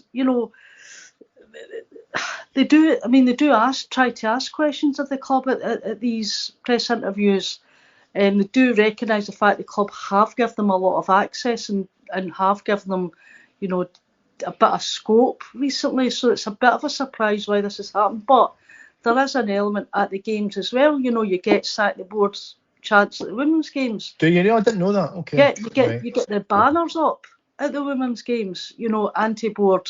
So, this is, I've certainly, put up a few of those banners on Twitter and that are getting shown.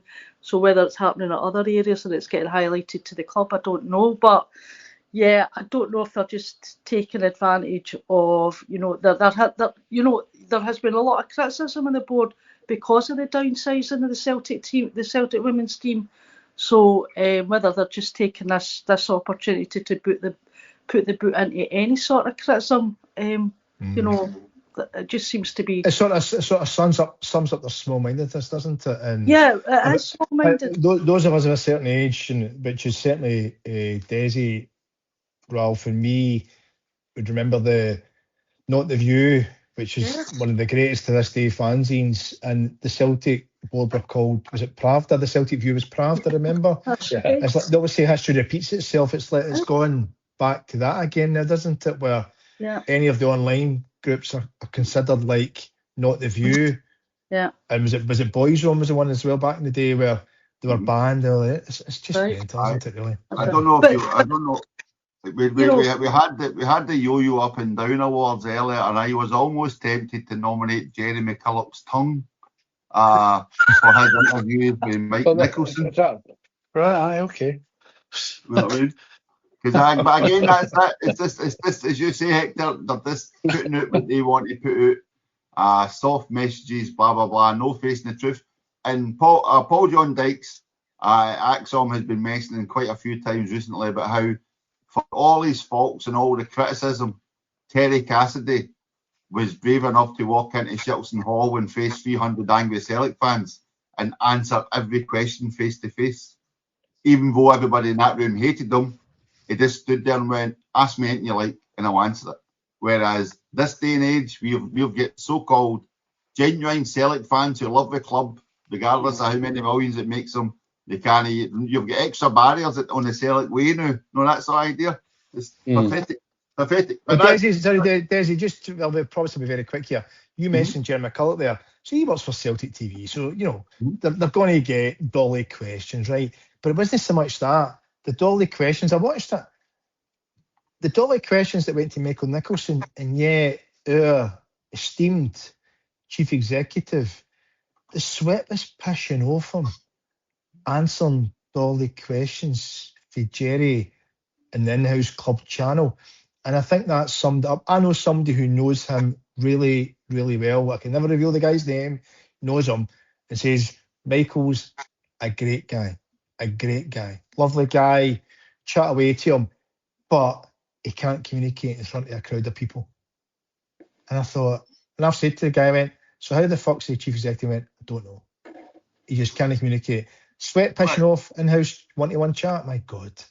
Right, let's not dwell on that because that can make him up very, very soon, right? Let's just concentrate. Let's get this one finished. Celebrity Tim of the Year. So Rose Riley, great shout, and thank you to Claire at Cynic Women. We also had the actor Tony Curran. Everyone may be familiar with Tony Curran. A man who champions Celtic on every TV and movie set. You always see him with various stars, etc., alongside him with Celtic scarves or jerseys. And he also kindly mentioned his mum's house in Kings Park, where she took a call. Oh, here we go. Listen, that's how it works. If Ross Desmond's taught me anything, it's that. He also highlighted on Off the Ball his mum taking a call from a certain Mr. Billy Connolly and saying, it's for you. Who is it? It's Billy Connolly. Now that's amazing, isn't it? That must be one of life's great moments, eh? Billy Connolly. Right, but the winner is this is, you might like this, Hector, maybe not. The winner is the man, the Celebrity Tim of the Year award is the man who first looked upon Tony Ralston and saw the diamond in the rough. Well, we all saw the rough. The man in the land of Cannes, from drinking in the Scotia to being the Tim in Halifax, Nova Scotia. Mr. Dominic Diamond, you are the E-Tim Celebrity Tim of the Year. So well done, Dominic. Long overdue. Exactly. Long overdue. It's a highly contested field, to be fair. And the thing is about him, which we all respect, is that he doesn't give a fuck about anybody who has a go at him, particularly from the dark side, right? He stands up for it. He's funny, witty, entertaining, isn't he? Celtic daft has been for years, so I think that's a very worthy winner. Exactly. So congratulations to Dom. Right, okay, now we come to the online Tim of the Year, right? So again, Hector, I'm sorry, mate, you can't win this despite the numerous nominations from Joe Public. All right, those crazy guys in the Joe Public. 2 votes. Mr. Scales and Mrs. Scales, I think it was. Right, so Big Paul Lyons, the man with lofty ideas. He's enjoyed his year with his trophy. He won it last year, but he happily hands it over. Nomination includes as our perennial nomination for John Lyons, who runs the non-referral food bank. Great work with John. Keep up the great work. Also a special mention, well done to the boys in the Green Brigade for their great charity work along with food banks and the Invisibles. If anybody was at Celtic Park recently, you'd have saw the collection for the homeless at winter. Things like that, so well done. And we also had a special nomination from Eddie at Eaterin158, who asked for a shout out to John O'Byrne from the John O'Byrne Foundation. And this is a guy who helps kids who've spent a lot of time in hospital. And Eddie said he's an absolute legend of a man, so well done, John O'Byrne, right? So some shouts for people who've given pleasure online, brackets steady. These include Gary Ham, 67, nominating our friend Hail History, Matt Hail History, and Porag Bella Bray and Carol Jungle Boy also nominated John Hughes Yogi Jr., who some of you may know from the Axom podcast. John's always got very forthright and very often correct views of where things are going wrong and doesn't hold back, which no one should in these days. So it's good, but given the fact it's been a grey old year, realistically, I thought we should herald the folk that make us laugh out there. So again, as our standard shout out to Johnny Scotland, Hector, who makes me laugh because of his rants about the Bishop Brigg train line. He's part of shite. Also, I don't know if anyone's aware of High Executioner at the Mad Hater on Twitter, who I swear to God always makes me laugh because he's got one tweet every day and it just says, "Good afternoon, Rangers died." that's what it's And What was the one? It makes me smile every time I see it. I What know was it the one, does Daisy? it all these Rangers fans, and that's basically it's always a twist on that. But you died. So Remember the one created a Twitter account years ago, right? Sorry, it was Ed Balls created a Twitter account. Was it 20 years ago? And he said something like, "Hi Twitter, shit like that," and they called it Ed Balls Day. We know he's a dick, right? But it came out every year. One day, people started having Happy Ed Balls Day for being a diddy on Twitter. So your man's funny, isn't it? Just that one he does, and it's like bang, they all bite, don't they? Every one of them. Aye. Tremendous. And then again, a standard bearer on online Tim of the Year, Lint at Seshank. I can never say this. Seshank Kenzo, Lint, aka Lint. If anybody follows Lint, posts videos and pictures written hun arguments apart. He's really been taking Barty to task this year in various online referee decisions. Motherwell yesterday was a classic example. So brilliant work from Nick Lint, and they were nominated by at GMC Photography and Alan McLaren on Twitter. But the winner, and this is celebrating years of consistency for pure comedy gold, is Tam Selleck's son. For anybody on Twitter, make sure you're following Tam Selleck's son free at Tam Selleck's son. I can remember if it's Tam Selleck's son or Tam Selleck's on, right? When you read it. Tam Selleck's son too. They don't lose his first account. They don't lose his first account. No, is it 3? Is it not 3? I think it's 3 now. I think it's up to 3. Right. But absolutely amazing videos and pictures. They always bring you smiles and basically makes you think, how the fuck did they do that so fast? It's like things happen in the Rangers comedy world, and he just fucking rips the piss at them. It's absolutely brilliant. And also, just to highlight, that was also nominated by at Special Boy. So congratulations to Tam Selleck's son. He is our online Tim of the Year. So there you go. So that's the double. So then we come to the final award. And the public do not vote for this award, Hector. You will be glad to know anybody, but I will not. I usually decide who wins this. And there's been a few curveballs in the last few years, especially last year. People may remember the shock and the surprise announcement when I declared who won it. But this is the ultimate award at Etims, the Etims Cunto Award of the Year, right? Okay. So I will read out the nominations. I will not make a decision. I'm going to leave it to you three guys. So we should not have a tie. I'll leave it for you. I'll just read out my initial nominations. If you have any other nominations, feel free to add them in, right? So the nominations for the most coveted award out there, right? Many aspire, but to this day, only one person has ever won this award. This year, the contenders are amazingly free of referees or greeting-faced opposition managers, right? This year, the initial nominees are Brendan Rodgers for making an absolute El Cunto of the Champions League campaign, Dermot Desmond for, 1, issuing that statement about Brendan via official club website, and then 2, not having the balls to turn up like a man at the AGM and own those words and other words uttered by others, which brings us to 3, Ross Desmond for embodying the phrase, "It is better to keep silent and be thought a fool than to speak and remove all doubts." In Celtic way parlance, Ross Desmond is the ultimate wee wank. But is that enough to win the El Cunto Award, right?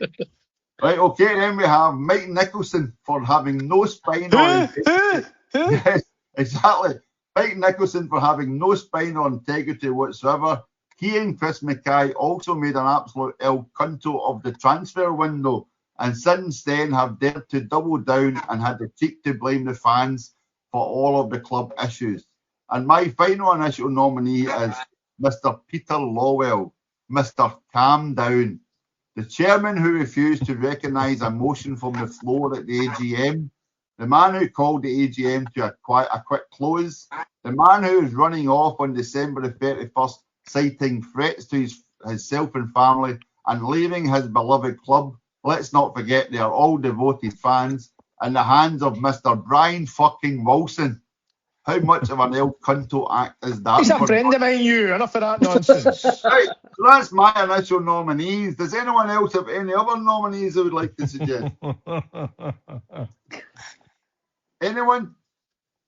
I think Not you've that covered. could You've- outdo the ones that you've already mentioned. Okay, It's Hector, interesting though, Desi. So I just say it's interesting though, right? That you said this during your kind of your spiel there, that usually there's an opposition manager, like for example Derek McInnes or Yeah, David exactly. Martindale, that annoys you, or referee, which there's many to this day who we still think, and yet they're nowhere near Mhm. the potential or the probable winners of this. Can I just add to that? They're not even in your thoughts, if you know what I mean. There's no that you go, oh, he's a pain in the arse. We've discarded all of them whatsoever. You're not even worried about like Rangers-minded referees anymore, because inside our own world is so full of cunts that we don't need to look any further, right? So let's be honest. Yeah. Right? So that's my initial nominees. I love the word cunt, as you know, right? Yeah. I love it.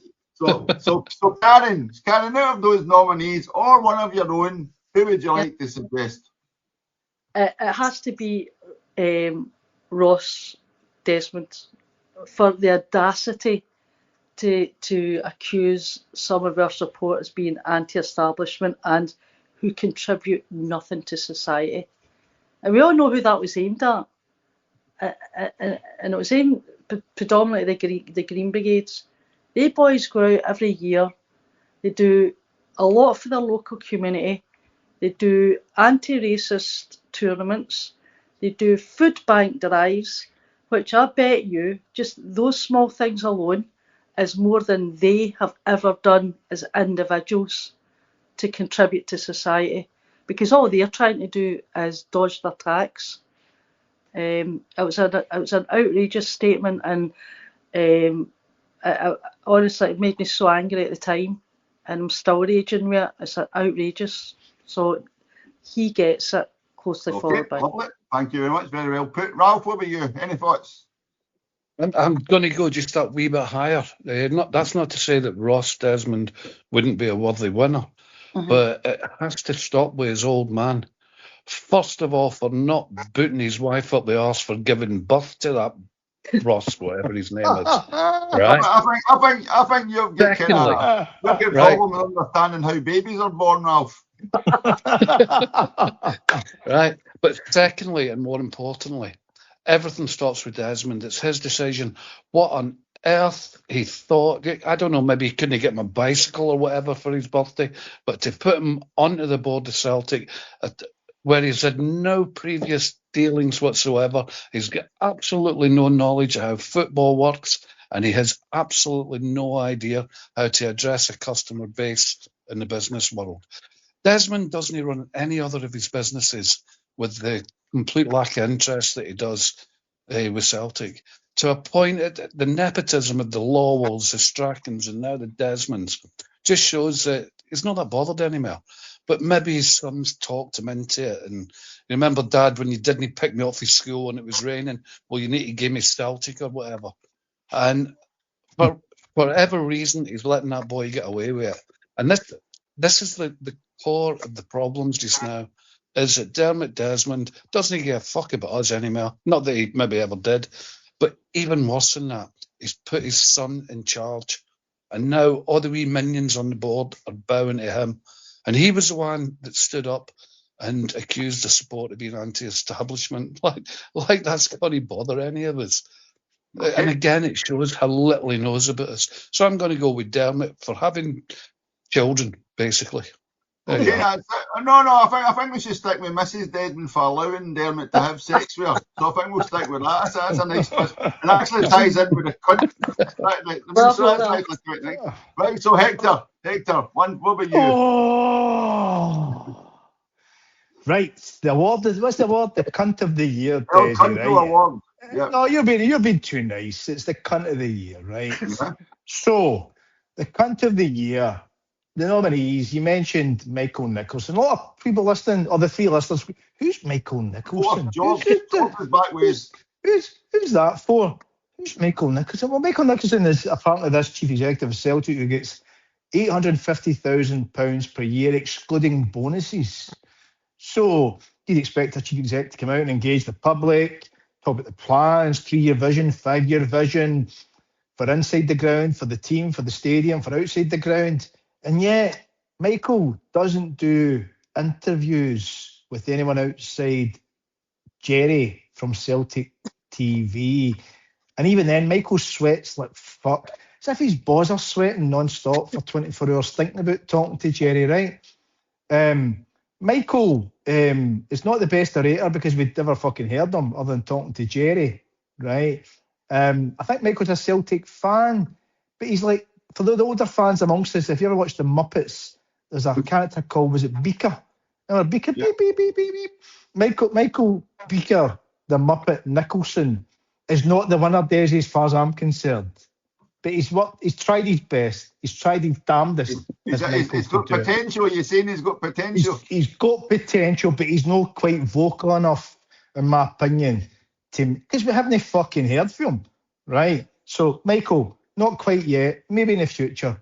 You make a personality implant. We'll see, right? Ross Desmond. So, obviously, Ross sat there, sweated like fuck, read out his dad's statement. Ralph knocked it in the head. That wasn't Ross's words. That was his dad's words. He was the messenger. He was the patsy. He was sent out to read what Daddy had said. You better fucking read that. You're off my will, you cunt. Even his dad called him a cunt. But Ross, no, not enough. Need your balls out, Ross. You've got your balls out, son. You've got to go there and show that you've earned the right to be cunt of the year. And right now, way off it.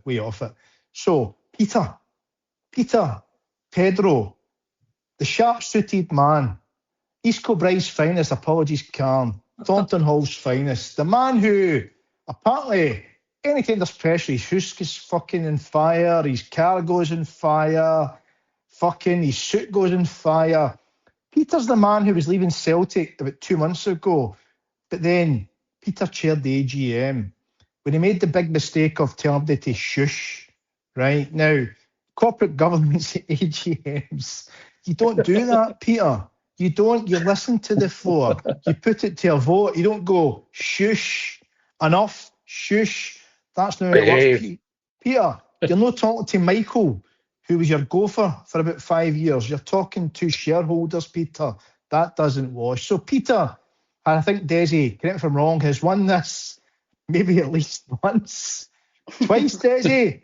Peter's won it twice. He was a shock winner last year. He was a shock winner. So we've had this award twice. This is the award's called the Cunt of the Year, isn't it, Desi? Keep it right. Is it the Cunt of the Year?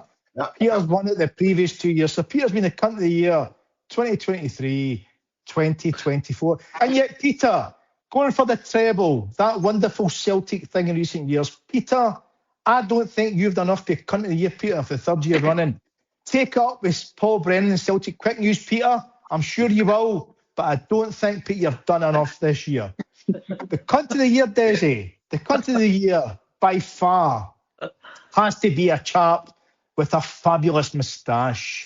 You know that wonderful moustache from 1950s black and white films, 1960s, the Carry On movies, the film, the moustache.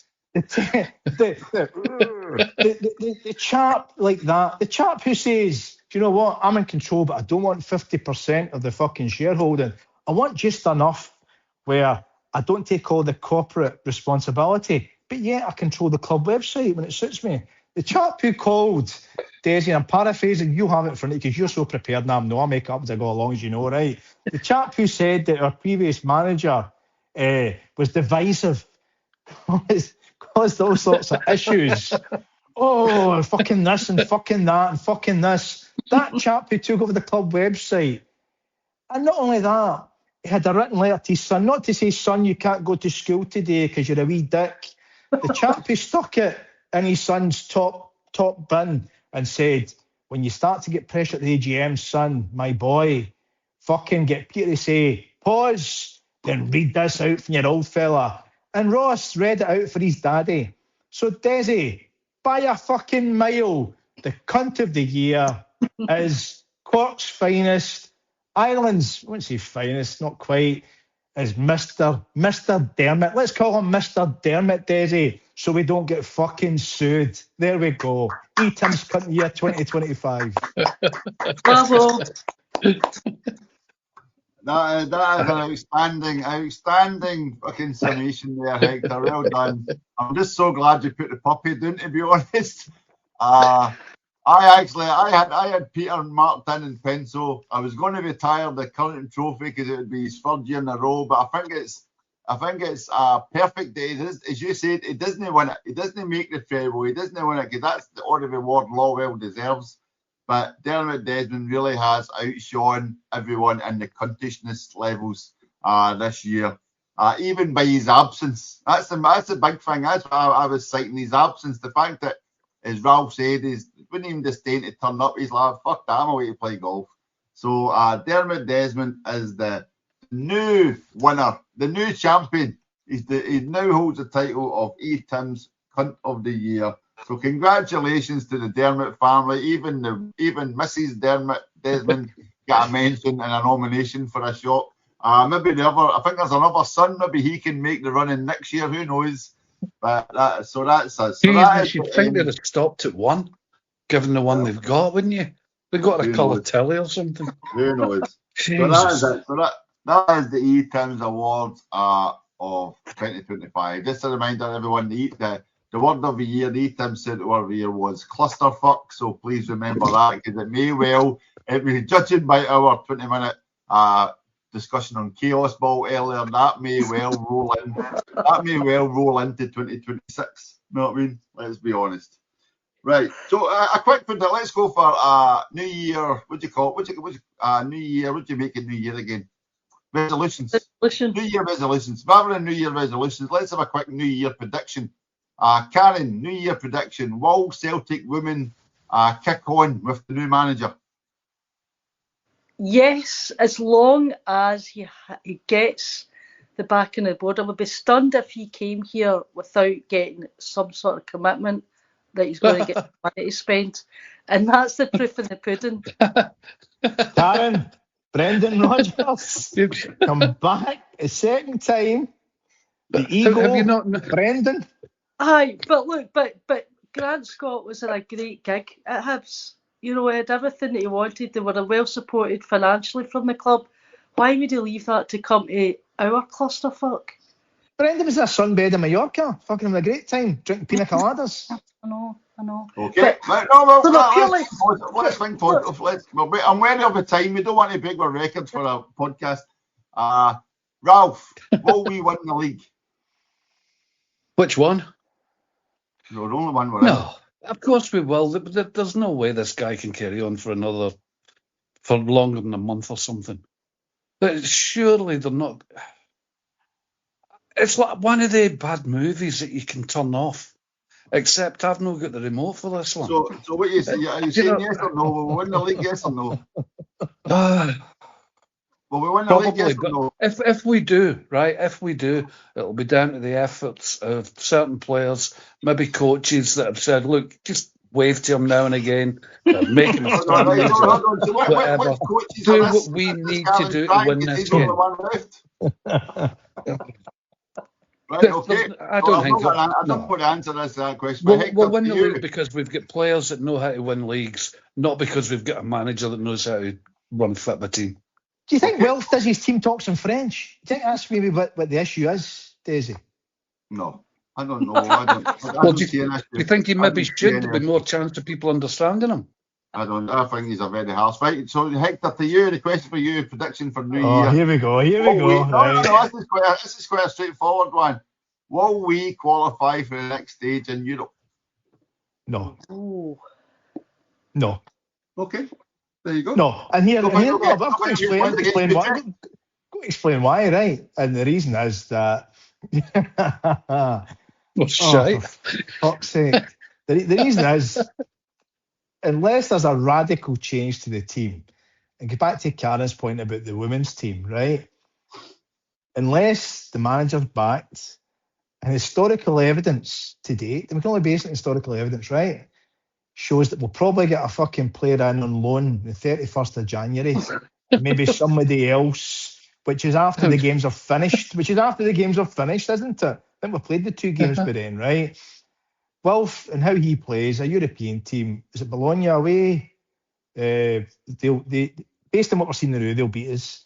I think the last games against the Dutch team was not very good, and yet if Wolf is backed, if he's backed a striker, a proper striker who can control the ball and a basic technique to put the ball in the net, and need a backup striker of roughly the same quality, right? A right centre back and a number 6, a holding midfielder with a bit of dig. If he gets these 3 players in and the board do it quickly, then I think we'll push on a bit, and we should have enough in Scotland. But in Europe, I just don't see it. And I want to put Desi, you're the curmudgeon, you and Ralph are you're the two negative guys. I'm the positive guy, and I don't like being negative because I'm a positive guy by nature, as you know. I struggle with this because I want the best, but evidence is just staring at me in the face the last 6 games, and we're bored. That's the worry. It's the board as well needed to back him. I don't trust the board to back him. That's it. I mean, the guy that picked Nancy is probably the same guy that's going to pick the players that Nancy thinks are at this level. Nancy doesn't think that players with the experience and the success of guys like Tierney, McGregor, etc., Forrest, he doesn't rate them. I dread to think what he's going to bring in January. I really do. You're the very guy who said, watch out how he's dealing with Tierney because there's your next captain. But now you're saying it doesn't reckon. He doesn't know how to use them. He doesn't know how to use them. Playing him in every game. Right, anyway, that's right. So we'll wait and see. Desi, can I ask you a question? Because you keep asking us questions, Desi. Right? I will get a Wolfie notice. Yes, and we all know your game, Desi Mont, right? Hence, Karen, Desi. He's named after, don't you? Desi. Exactly. You've worked to it now, haven't you? Right. So, Desi, joking aside, question for you. Do you think there's any chance that the goings on at Celtic, the boardroom, the 30% plus majority shareholder, do you think there's a wee smidgen of maybe him selling his shares next in 2026 at some point? He has never alluded to any intention of selling. I don't think it's a big investment, and he gets his £500,000 a year preference shares. That's nothing for him, isn't it? Right, so but as I've always mentioned, it's the contacts book.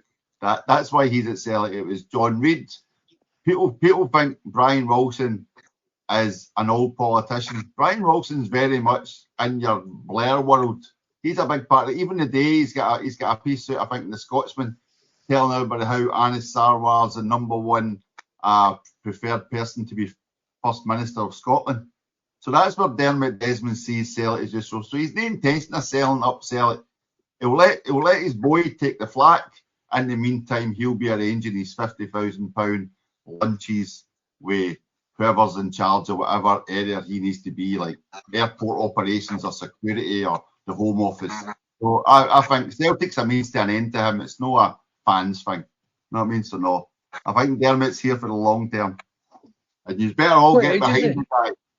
He's an award winner. If tonight's showing you anything, he's an award winner, that man. Dermot. He's still doing it. What age is he? 80, 81, something like that? No idea. Can I end in a wee positive, right? Go on. A big positive, right? So we're still the league title holders. We've won, keep me right, we've won 5 in a row? Is that right? 4. 4. 2 with Brendan, 2 with Ange, hopefully this year, right? So 4. Good chance of winning this year, even amongst everything else, because the Huns so far, they'll be pushing Hearts, who knows? Although Bloom's got his contacts scouting, so they may push things absolutely all the way, right? But the things about people who contribute to Celtic, and people say Celtic, it's not the board. Celtic's the fans, supporters, always has been, always will be. I'd like to give a special mention to Jeanette Finlay on the podcast. So Jeanette's been, I don't know Jeanette personally. I think she was one of our pods years ago, her and our partner Eddie, many years ago, right? And I don't know her at all personally, but I just know that whenever there's something about fighting the FAC bill or taking things to the board through the AGM, even standing up at the recent AGM and asking for a hands vote about taking out that, was it the 40-minute board, well done, pat in the back video in the AGM. It takes a lot of guts and courage and in your own private life to do that. I couldn't do that. We have a laugh and a joke, and me in particular swearing a wee bit and all that, but I couldn't do that.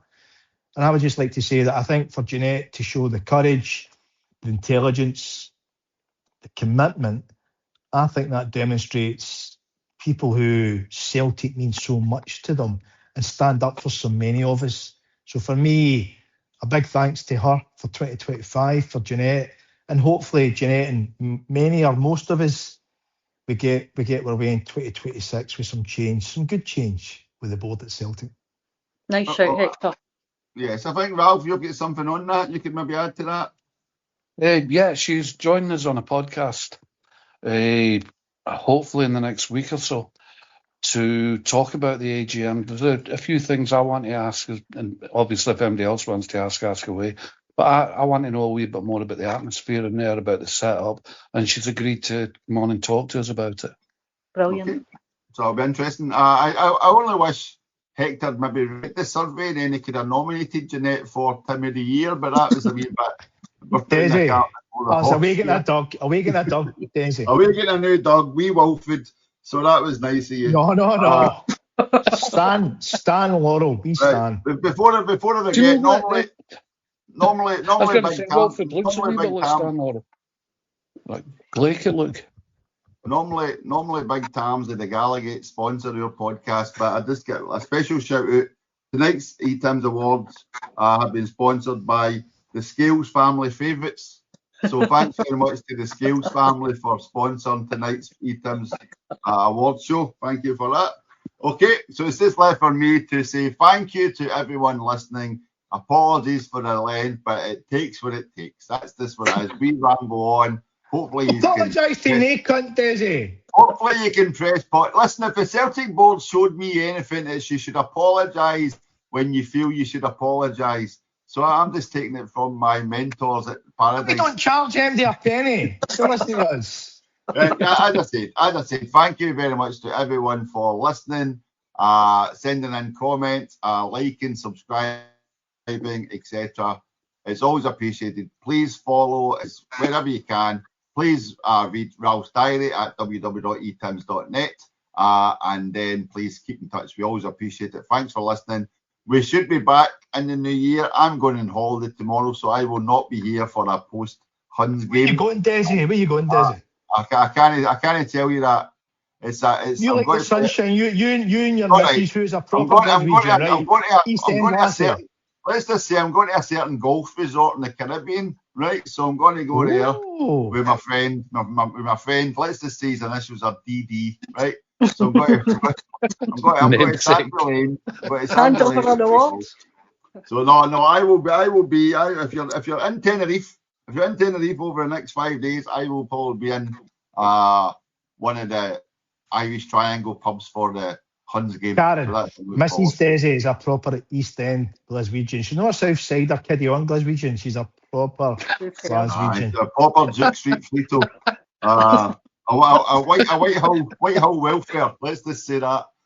Yes, so I will be. So we will not have an immediate post-Huns game when Rolf Deeds probably carried through the streets in celebration. Will you be over there during the game, Desi, after the game? What? Will you be over there in Tenerife after the race? Yes, I'm actually. I'll watch the game. That'll be a great podcast, won't it? But that'll be a great podcast straight after that game.